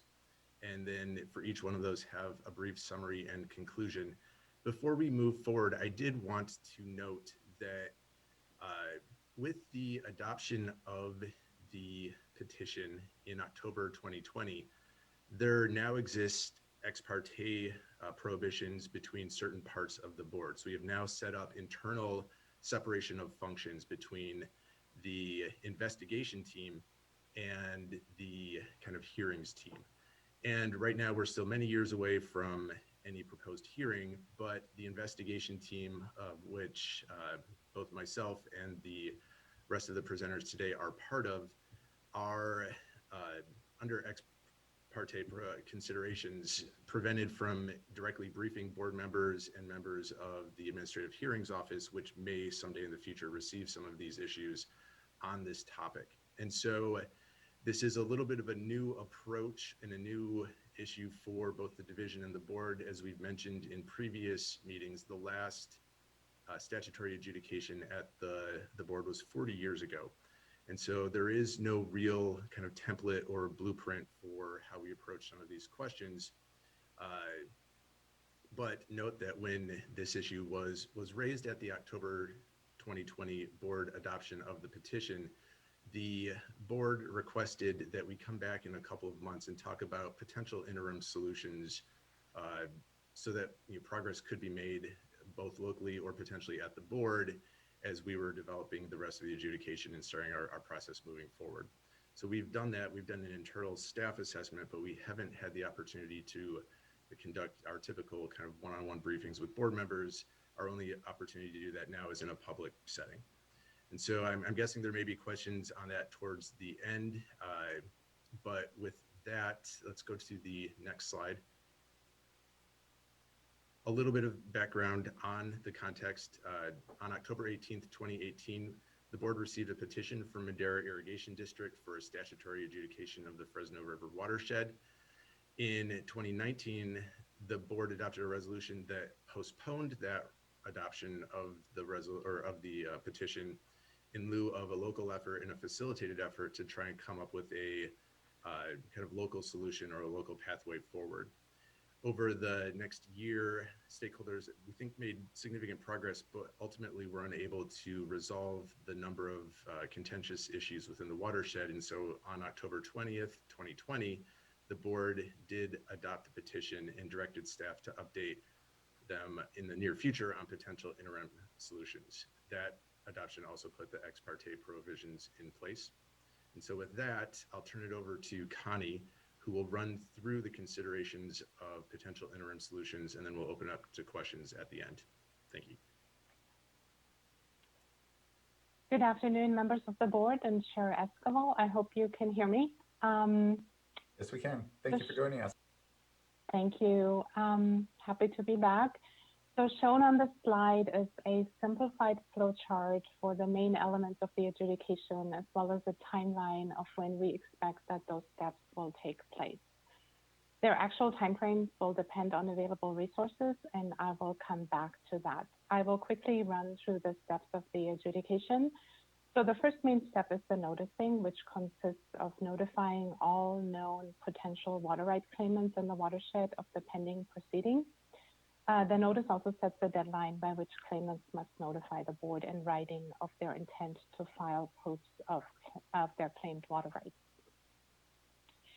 The board then conducts an investigation of the water supply and demands in the watershed, which includes field visits of each point of diversion and place of use.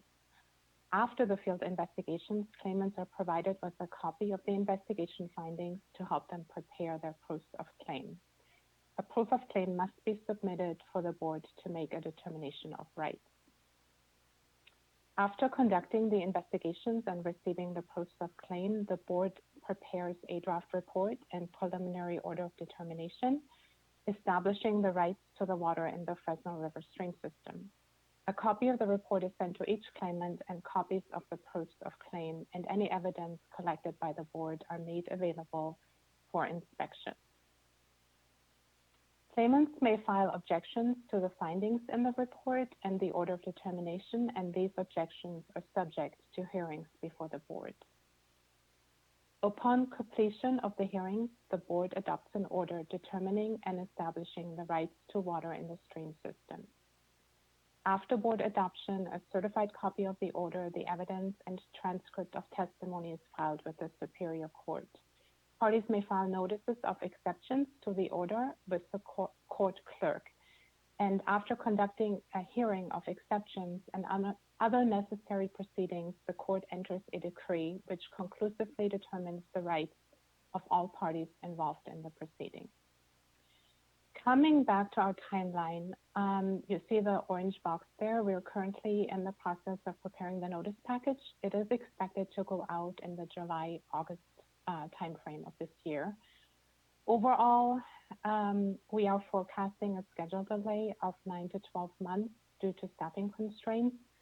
We are still working with our Division of Administrative Services on adding 4 additional staff to the team. Our current team has been redirected to work full-time on drought-related assignments. Next slide, please.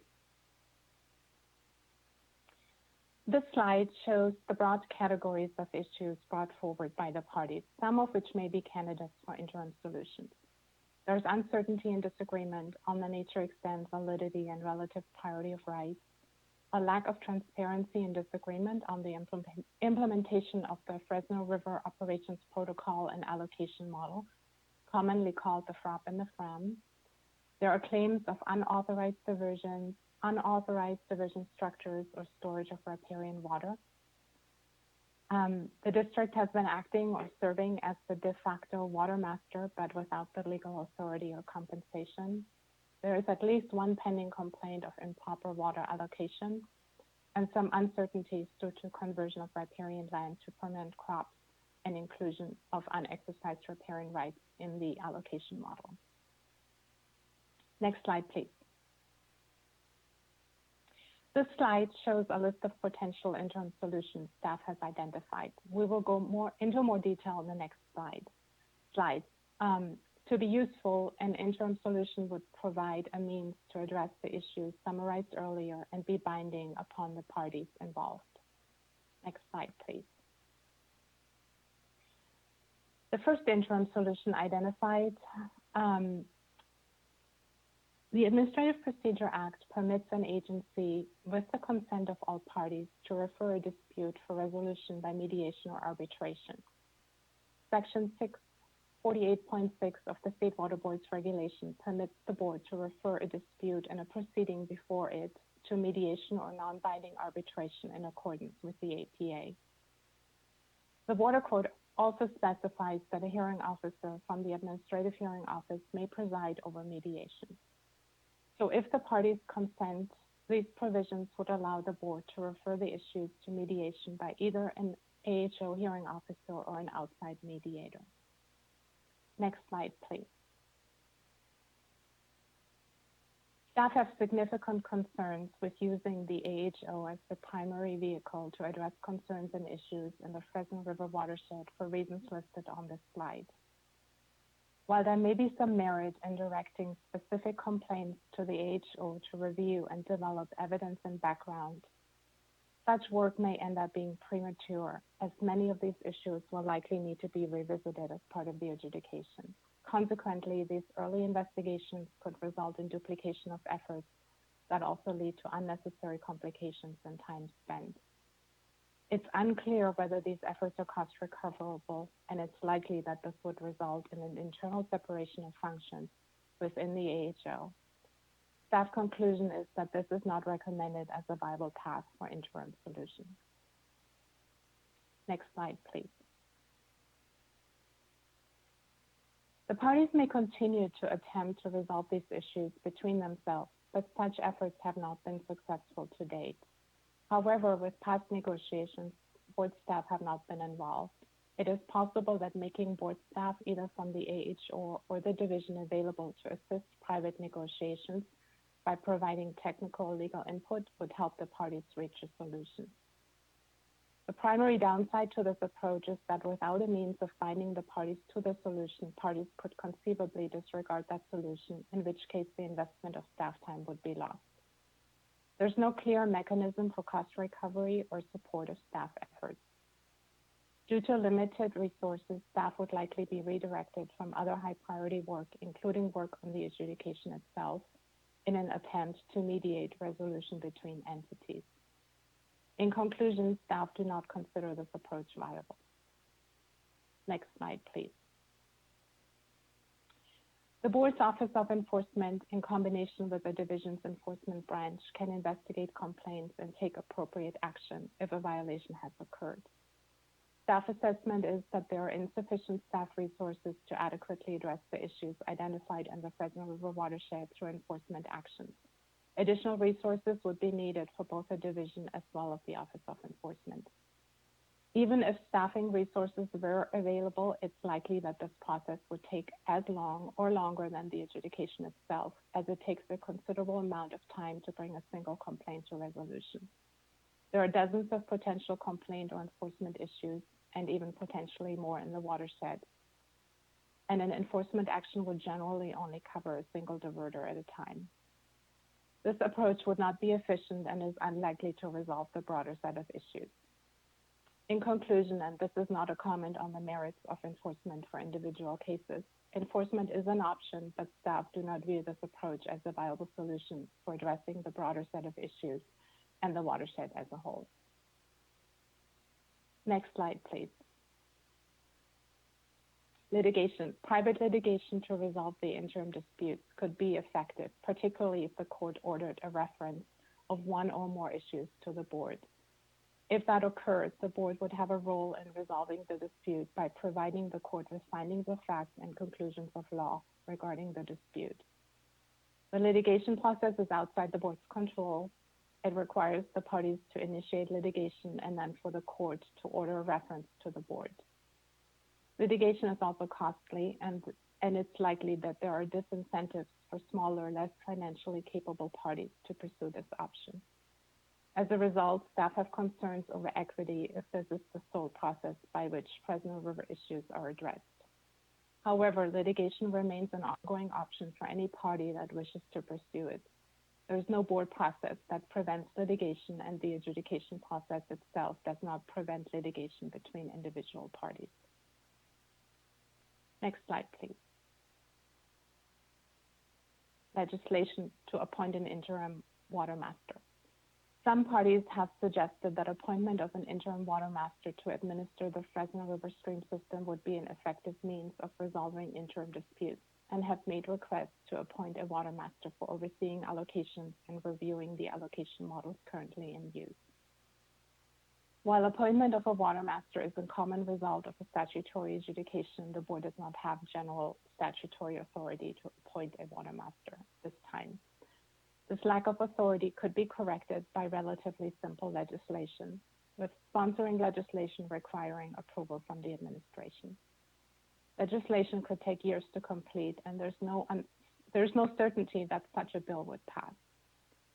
It is also unlikely that the legislature would provide such authority in a time frame that would be used to successfully administer ongoing issues in the Fresno River watershed, but it could certainly be useful for future adjudications the board receives. We should note that the water users already have the authority to develop and appoint a water master on their own. Staff considered the appointment of a water master to be ultimately a helpful approach, and that remains an ongoing option for the parties to pursue on their own while the adjudication is underway. Next slide, please. This is really just a snapshot of what we just discussed, presenting the summary of options, pros and cons. We considered 5 potential interim solutions. The takeaway really is that none of the options we discussed are ideal in meeting the water right holders and the board's needs. Next slide, please.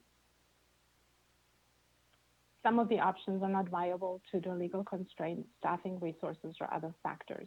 And referral of some limited issues to the AHO or external mediator for mediation or arbitration may be an option, but drawbacks outweigh the benefits for the board and the adjudication process itself.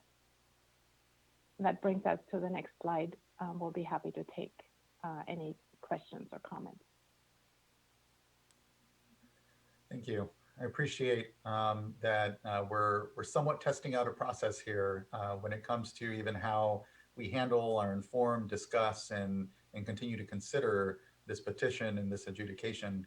And for those still new to some of the board processes, it's because we ultimately are called to act as judges amongst these disputes in the water rights system.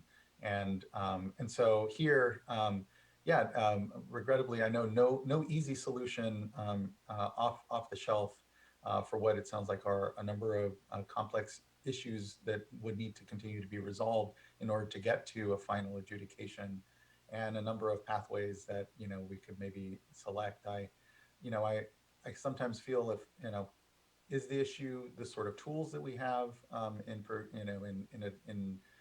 sort of advancing the discussion with the water rights holders, or is it a matter of sort of how do we stack what are, it sounds like, issues of perhaps diversion without right and other things that maybe fall more into enforcement versus, just the good work of sussing out who in priority has access to what and can prove up their water rights around. But I don't know, Mr. Ekdahl, any help in thinking what is best for us here as a board to consider and provide to you by way of feedback, just acknowledging that yes, this is it's a complex project. It's also a matter of resources to sort of pursue the paths that we have before us. But yeah, what might you kind of feel would be good to hear from us? No, thank you, Chair Esquivel. As you've kind of summarized, there are some pathways available to the board, but the staff recommendation here is to proceed with the adjudication. And the timeline that Ms. Mitterhofer showed at the beginning shows a fairly long timeline already, but with a hope of getting some of the initial notices out later this summer. We believe that that's an effective timeline, even though there may be other things going on, e.g. some water availability questions and emerging drought conditions across much of the state that, as Connie noted, will affect workload and will affect staff availability.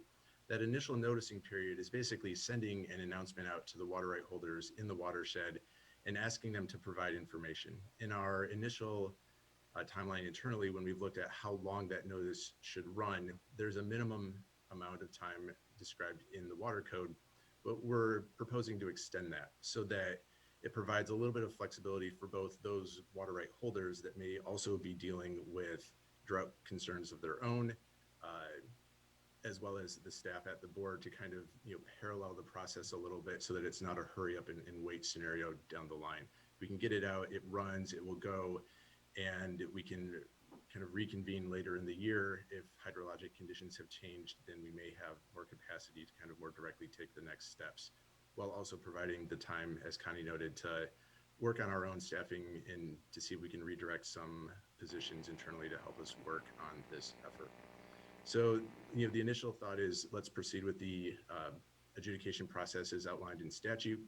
And if there are other questions, we're always happy to come back. And if there are other needs to describe the process or kind of highlight information to the public, again, as noted up front, we now have to do this through a public process. The board can request that at their discretion. Initially, again, looking at the timeline to try and get some information out in August or September.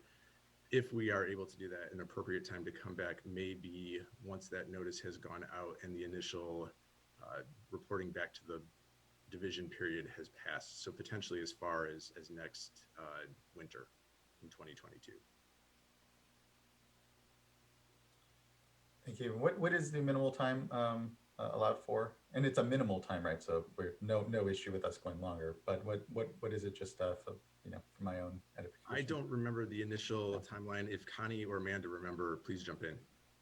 The minimum notice period is 60 days, and I think we were potentially looking at 120 or something more.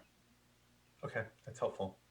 Do you know how conditions proceeded in the last drought in this watershed in the Fresno River? I ask because although yes, as we know, our water rights holders and folks will be dealing with drought, it kind of that becomes the pressing issue.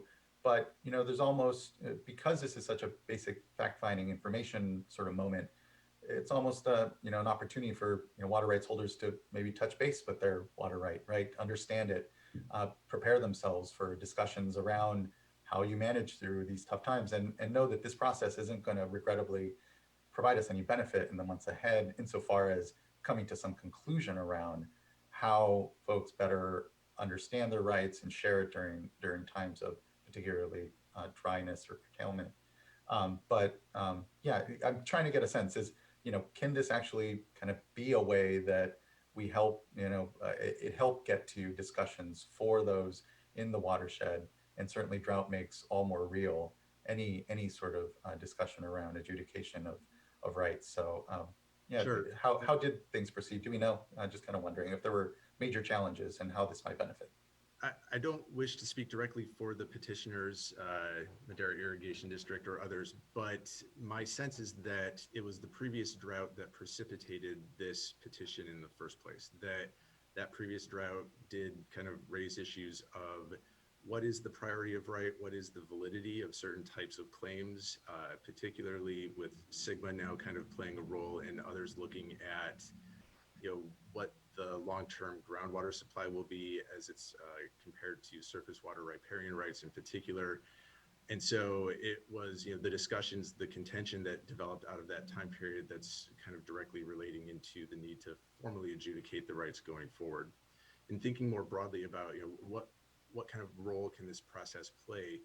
It's an intriguing question, and I think it's something that we may see more of if we are able to move effectively and quickly on the adjudication itself, as Sigma becomes more effective, as questions related to surface water supply, whether driven by climate change or drought or flood flows, whatever the kind of driver might be, there is going to be a greater need for, I think, a better understanding of the proof and the validity and essentially the adjudication of all claims of right within certain watersheds. But as also evidenced here, it's a very contentious and challenging process in many respects, especially where the water rights themselves are not fully or clearly understood. I think already within the division, we've made some significant progress. We have come up with a water right kind of database that we have shared with all of the right holders in the watershed. It integrates claims of right with reports and shows it on a GIS or geographic interface so people can kind of directly look at, here's the claim, here's the parcel, here's the point of diversion.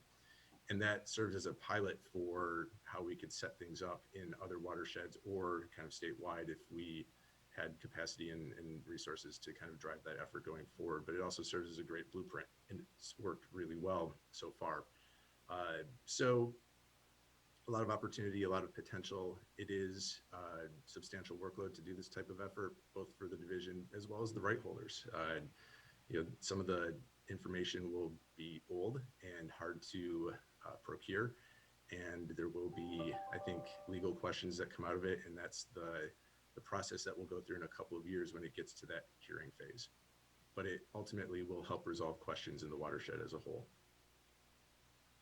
Yeah, and to my mind, definitely the sort of work the board will be called to continue to do. And when I reflect on our adoption of the petition and the resolution and moving forward here, was just thankful of the trust of the community ultimately, and want to continue to hold that here when it comes to our process, when it comes to the transparency around it, how we're handling it in our discussion, and know that yes, it's of interest to the board that we're successful here, but I think more importantly, as a state, it's really important that we become more successful in understanding our water rights, their priority, to help us get to better management of them during dry times, during times when there isn't enough, we know, to fulfill everyone's need.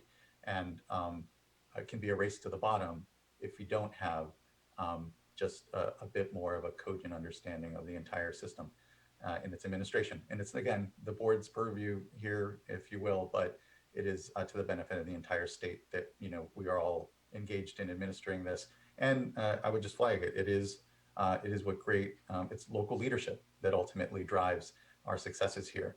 Because absent that, it is a lot more resource intensive on our side. It takes a lot more to then work through, and we're here to do the work.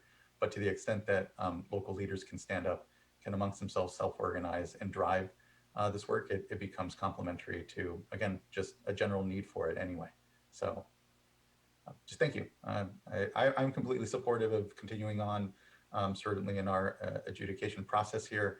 There are, again, thoughts around other processes that are still always there and available, but I'm supportive of getting the notices of potential claim out and using this, as I think it can potentially be, as an actual exercise that helps, even in the middle of these dry times here.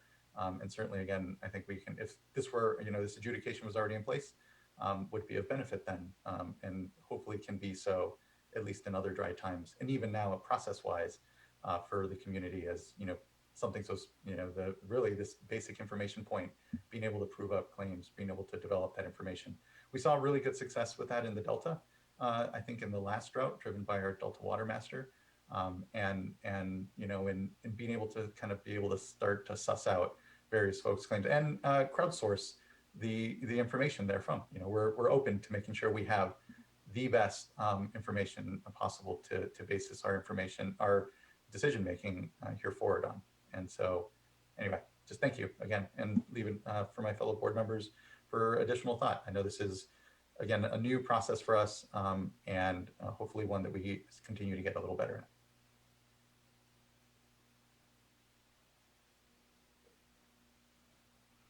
Yeah, if I could, thank you for the presentation today. This is really helpful, and I appreciate the update. And I just want to, certainly as a fundamental basis, I have no problem with the recognition that resources are limited, and perhaps in this case, the best course of action is just to proceed with the plan. which is the adjudication. And that makes sense to me. But looking at the timeline and noting the dry conditions that we're facing and the acknowledgement that we're already slipping on the timeline, I think that was even shared with us today by as much as a year. Yeah, these things do take many years. So I'm just thinking, 5-6 years from now, perhaps when this is, ratified by the court, that'll be a good moment. But what we're here to talk about today were the interim solutions, interim options. And it sounds like there's no low-hanging fruit. There's no great options here, but you did mention a couple of pathways, which we've explored a bit, which is kind of the stakeholder process to self, go through a resolution with, independently. We supported that last year. Weren't able to get across the finish line. And then the other option of appointing a interim water master. So I just want to be clear: are those two still options on the table if the parties that are involved in this, wish to revisit that in over the next several years and say, hey, actually, this now that we have some better sense of the data, the information out there, this actually might be a pathway we can embrace a little bit more solidly. Is that something that we could allow them to proceed with, while the adjudication moves through its course?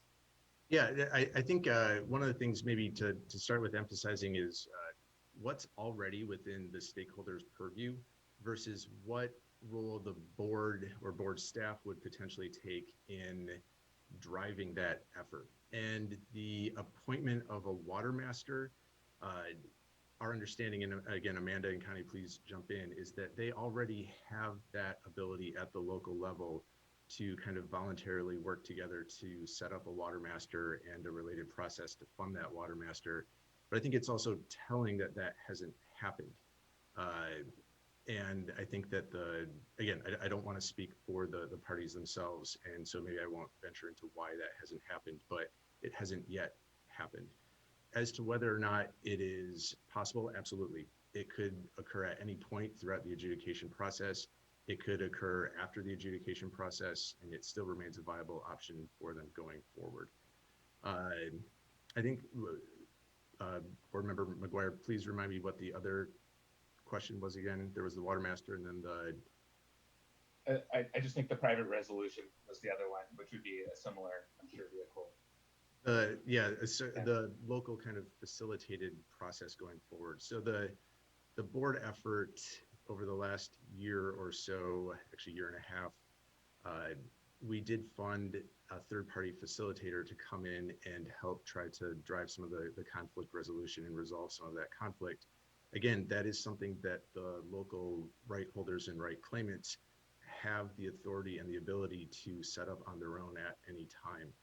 And again, it hasn't occurred, or they've chosen not to kind of fully directly move forward or engage that level of facilitation again. They have that opportunity. They would have to fund it and pay for it themselves at this point. And they've chosen not to do so. Right. I understood completely. And I get that, but things can change. The world is changing, and so so too can the interest in this watershed. So for me, I just want to make sure that as we go forward here, they're clear. There's a lot of parties involved, that they're aware that there are these other options. And as you mentioned, we may see other watersheds with similar challenges and conflicts and desires for adjudication. And so just to be clear about what are all the tools and options that each watershed has, these being some, very viable ones that, we would like to see. We don't have the resources, frankly, to take on much more. So currently, so I think, to see a success either through a full adjudicative process or through a voluntary solution, I think either, for me, would be a victory and good to see. So that's a great point. And I think I maybe sounded a bit negative in some sense. If stakeholders are able to bring together a facilitator or to appoint a water master, looking at that, again, timeline that we showed earlier, we think internally that would actually speed up our efforts considerably. So speeding up our efforts is also going to save everyone money, because ultimately this is a cost recoverable project. So we agree and highly encourage local efforts to to do what they can to help kind of drive the effort going forward, with the note that if it delays, it actually then probably increases costs in the long run. So lots to consider, but absolutely agree. Thank you. And I would just add, definitely always open to those voluntary solutions that local watersheds can self-organize around and the board can look at and review and bless. I mean, that is fundamental to the way we've carried out our work.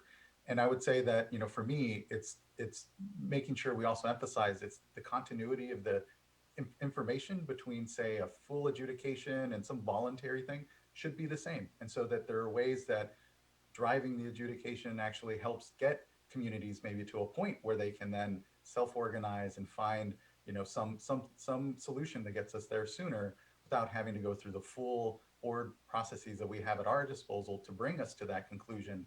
And so it's you know, they're both open to each other. And I would say, again, we should see them as a common actual project where the information that's developed, both for, you know, who do we know has what, asking for, you know, these processes that we've laid out that are just really basic and fundamental to getting to resolution and adjudication. Again, it's, you know, you can ultimately have a more self-assembly and self-organization in a watershed, and we really benefit from that. We all do, because it demonstrates a local leadership with the same data, with the same information, and again, ultimately driving toward ostensibly the same outcomes, but just, you know, different ways we can get there. And again, they complement each other. They don't have to be seen as antithesis. You know, the board doing that regulatory work, geez, well, that means a voluntary agreement can't possibly be in the offing. It's actually, again, because the decision making is all based on the same information, we can kind of drill or, you know, settle in on that as something that we see in common, and they can benefit each other. And again, I echo your sentiments completely, board member, that we want to be clear that voluntary solutions are there in the offing. If the communities can find themselves at that point. And sometimes they need just the basic information gathering and process that we can drive to even get to a point where a voluntary agreement or solution may be in the offing. Other board members? Okay.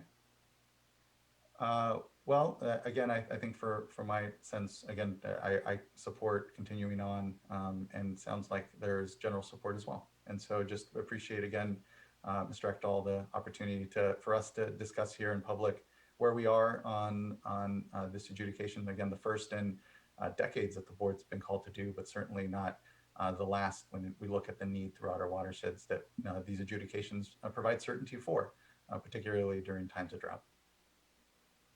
So thank you.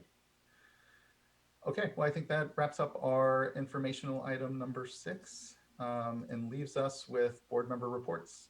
And so at this time, I'd like to ask if any of my fellow colleagues have a report.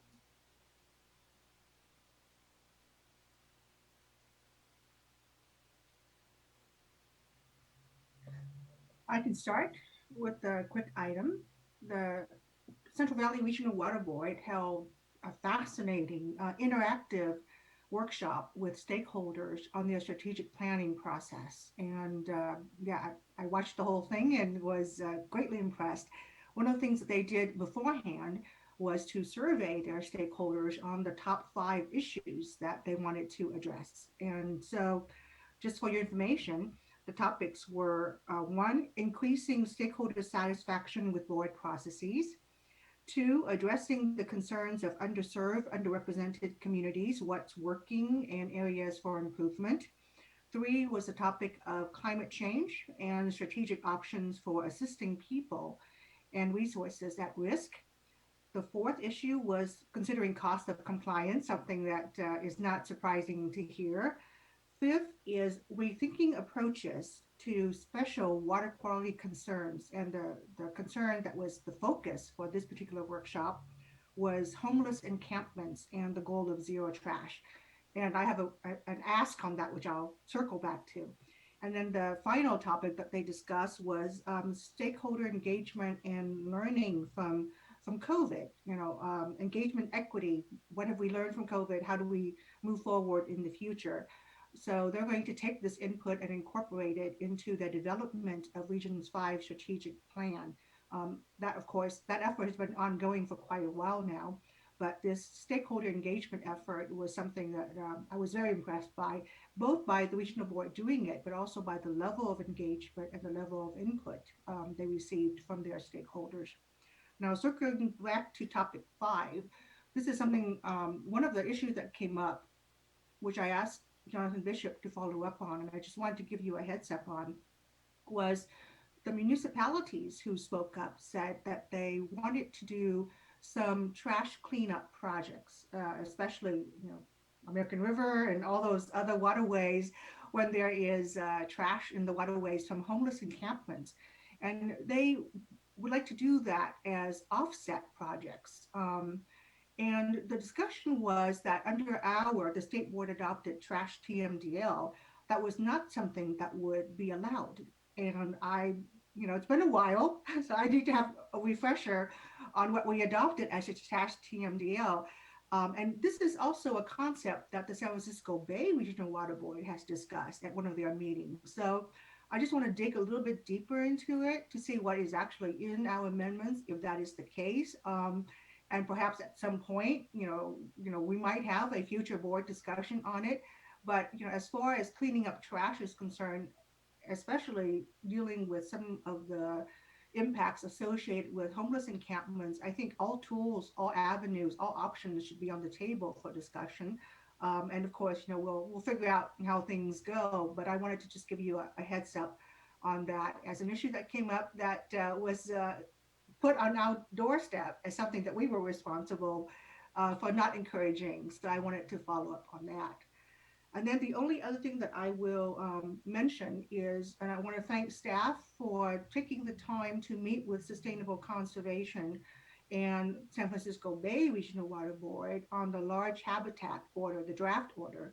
And I know that they had a good first conversation and that they were going to have a follow-up before releasing the draft order. So if I could ask Ms. Silbeck to include in the next board meeting's executive officers report an update on where that progress is. I appreciate the stopping the process to have that discussion with Region 2 and with Sustainable Conservation, but I also don't want to see this delayed for months at a time. So if we could get an update, if you can give an update now, that'd be great. I do not have an update right now unless John Bishop does, but if he doesn't, looks like he does, and so John, I defer to you. Great. Yes, we had a good meeting. I think that actually we had 2 of them, as I recall, and we had a couple of our board members join us for the first one. I think we are in the process right now of making sure that the words that we agreed to between us all say that. And so reviewing those documents, we may or may not need one more meeting. Sorry, I lost my, there we go. I lost my Zoom for a second. So yes, we will include that in an update, and we will likely be doing board briefings on the agreed upon language in the near future. But we also agree that there's an urgency here, and we also do not want to see this languish. So we will provide you an update, and we are aiming to get this out as quickly as we can. And since I've jumped on here, I have followed up with staff. They're getting me the exact language on the what it says. My recollection is that it just didn't talk about offsets. So it's it may or may not be available once we look at the language. But I would caution that a cleanup is a one-time effort, and installing a trash device is a forever effort. And so we have to think about when you're doing these kind of offsets, is it an offset for an interim milestone, or is it an offset for the final compliance? And I think those are 2 different questions that we should look at differently. So I understood and I agree completely, but I also don't want to rule it off the table if someone's able to, because I've been on, the Sacramento River, the American River, and the status of the trash in that river is horrendous. All right, thank you. Thank you, board member, and thank you, folks, for the response. Other reports?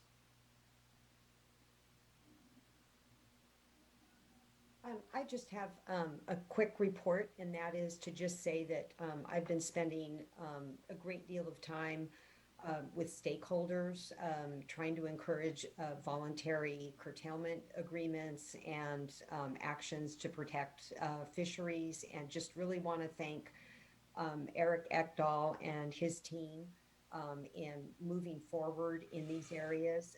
This is very staff intensive. Curtailments are staff intensive, but so are VAs, as we all know, just looking at sort of the big VA that we haven't talked much about in the Bay Delta watershed, but there's all sorts of opportunities in individual watersheds, but it can be very complex. And so just really want to thank our staff. And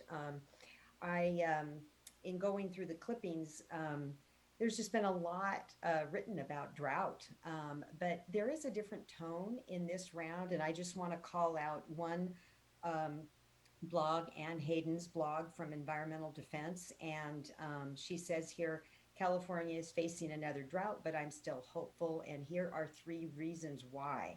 And she goes through her reasons, but I think there are others as well. Number 1, we're making progress to guarantee safe water for all. As board member Firestone well knows, much more than I do, this is a tremendous lift. But in the most recent discussion that we had on safe drinking water and drought, there are opportunities for us to build on lessons from the past. And so I think Ann Hayden makes a good point there. Then she talks about new tools and technologies that can allow us to better manage water.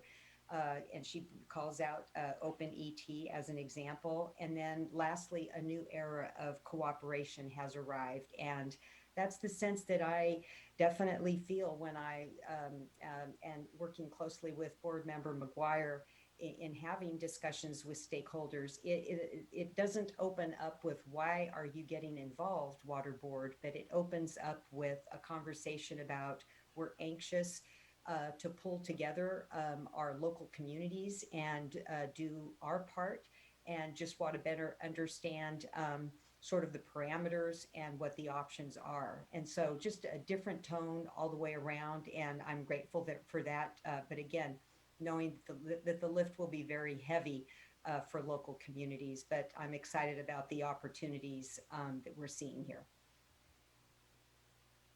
Vice Chair.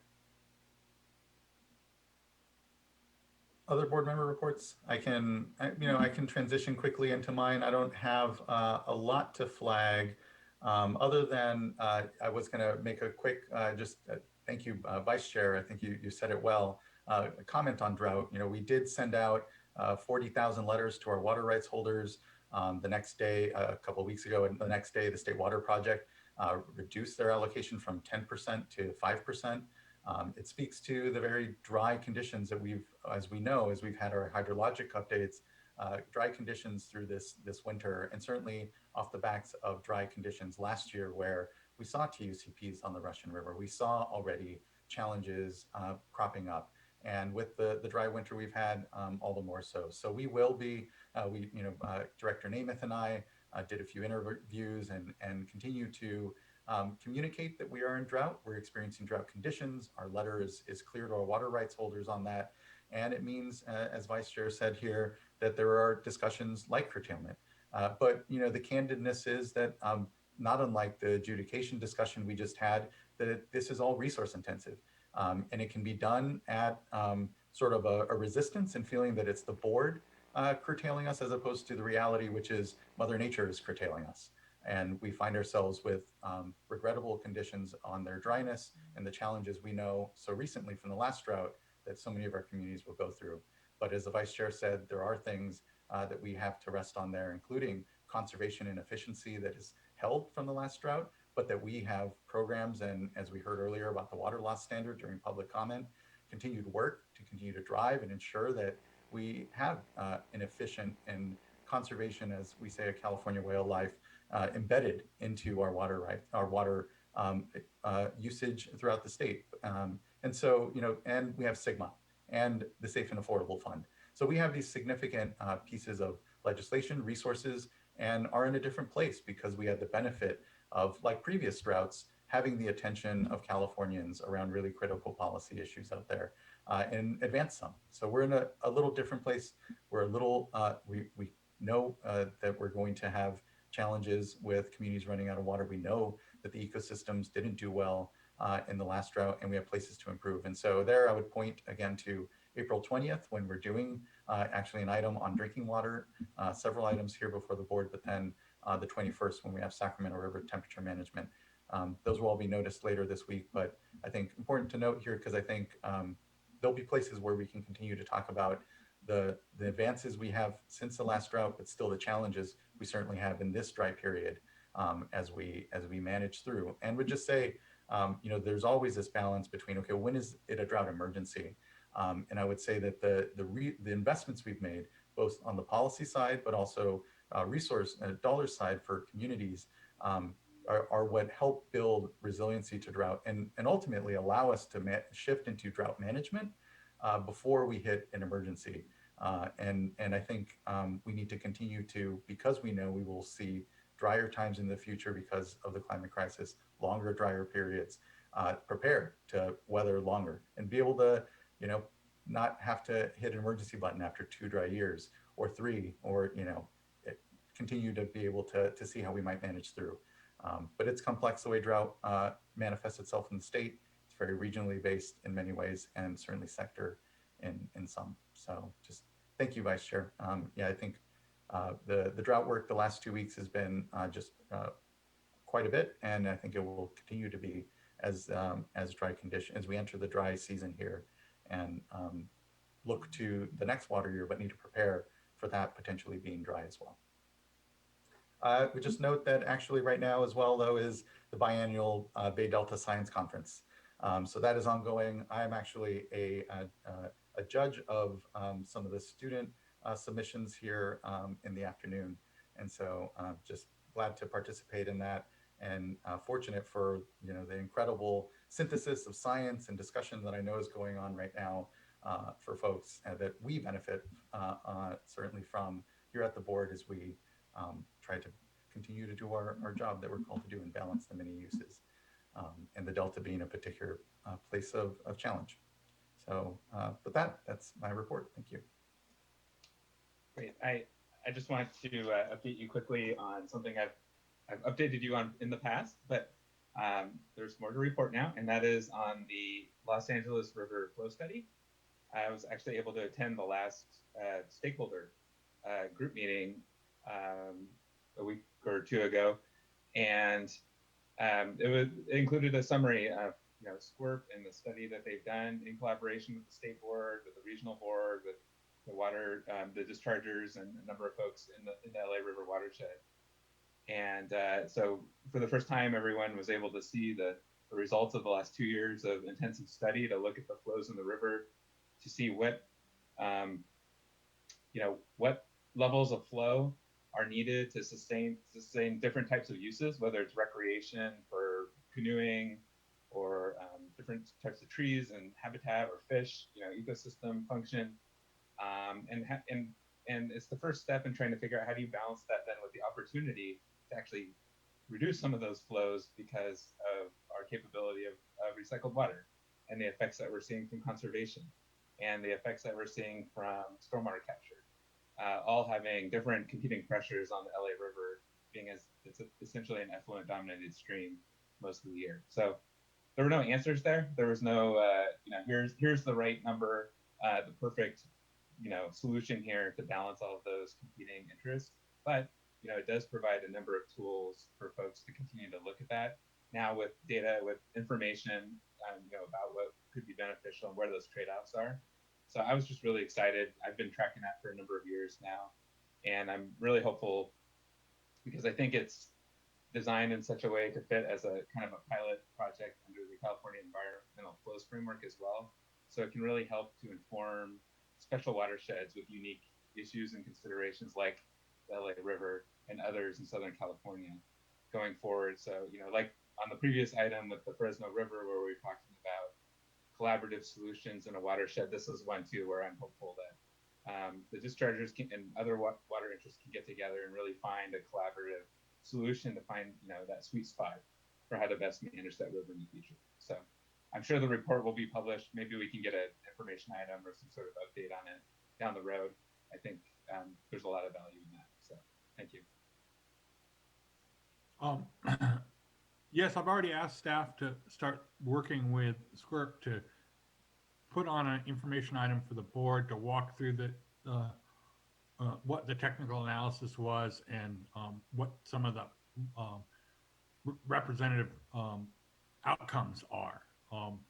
It is, as Sean described, was designed to look at different flow regimes and different impacts that have on different beneficial uses, and not to make a recommendation to the board on what they should use as their flow regime. There are other factors that the board needs to take into account when they're looking at the 1211 process for recycled water. But at least this would give a sound basis for making those trade-offs. Yes, and thank you, John, for all your work on that and you know, championing that and supporting it over the past few years. It's really appreciated. Yeah, thank you, board member, and all for the great work there. And it, you know, brings to mind certainly again the very different watersheds that we have and their various needs. But a common theme is just being better decision makers collectively off of better information and collectively coming to agreement on what that information is before we have our policy disagreements, which, you know, they will be there. But at least we can all help ourselves just get to a better point where hopefully, you know, we make the best call we can. And I think that's what we're always intended to do. So thank you. Board member? Yeah, I'll just add my report. Just wanted to highlight a couple things, you know, related to drought. There was a release, DWR released the final report on small water systems and rural community drought and water shortage contingency planning and risk assessment, which includes both recommendations for drought and water shortage contingency planning and a vulnerability assessment and risk scoring tool. And all of that's available on their website. And I think we're going to include some of that in the upcoming workshop. But, you know, I think just wanted to highlight, I know this was really some of the most extreme and acute impacts and lessons learned from the last drought. So I know as a focus for all of us going forward is trying to make sure we are more prepared to prevent those impacts with this drought.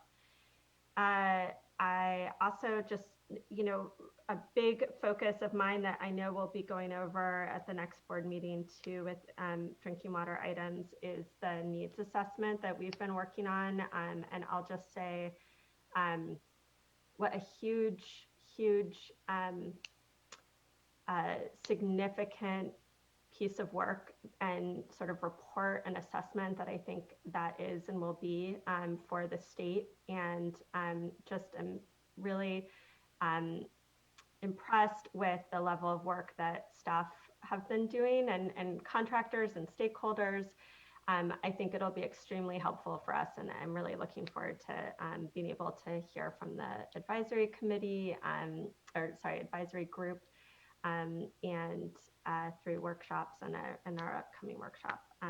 So just wanted to give a preview that that's coming, and I think is extremely important and timely given all the discussions around infrastructure, funding, both certainly at the federal level, but at state level as well.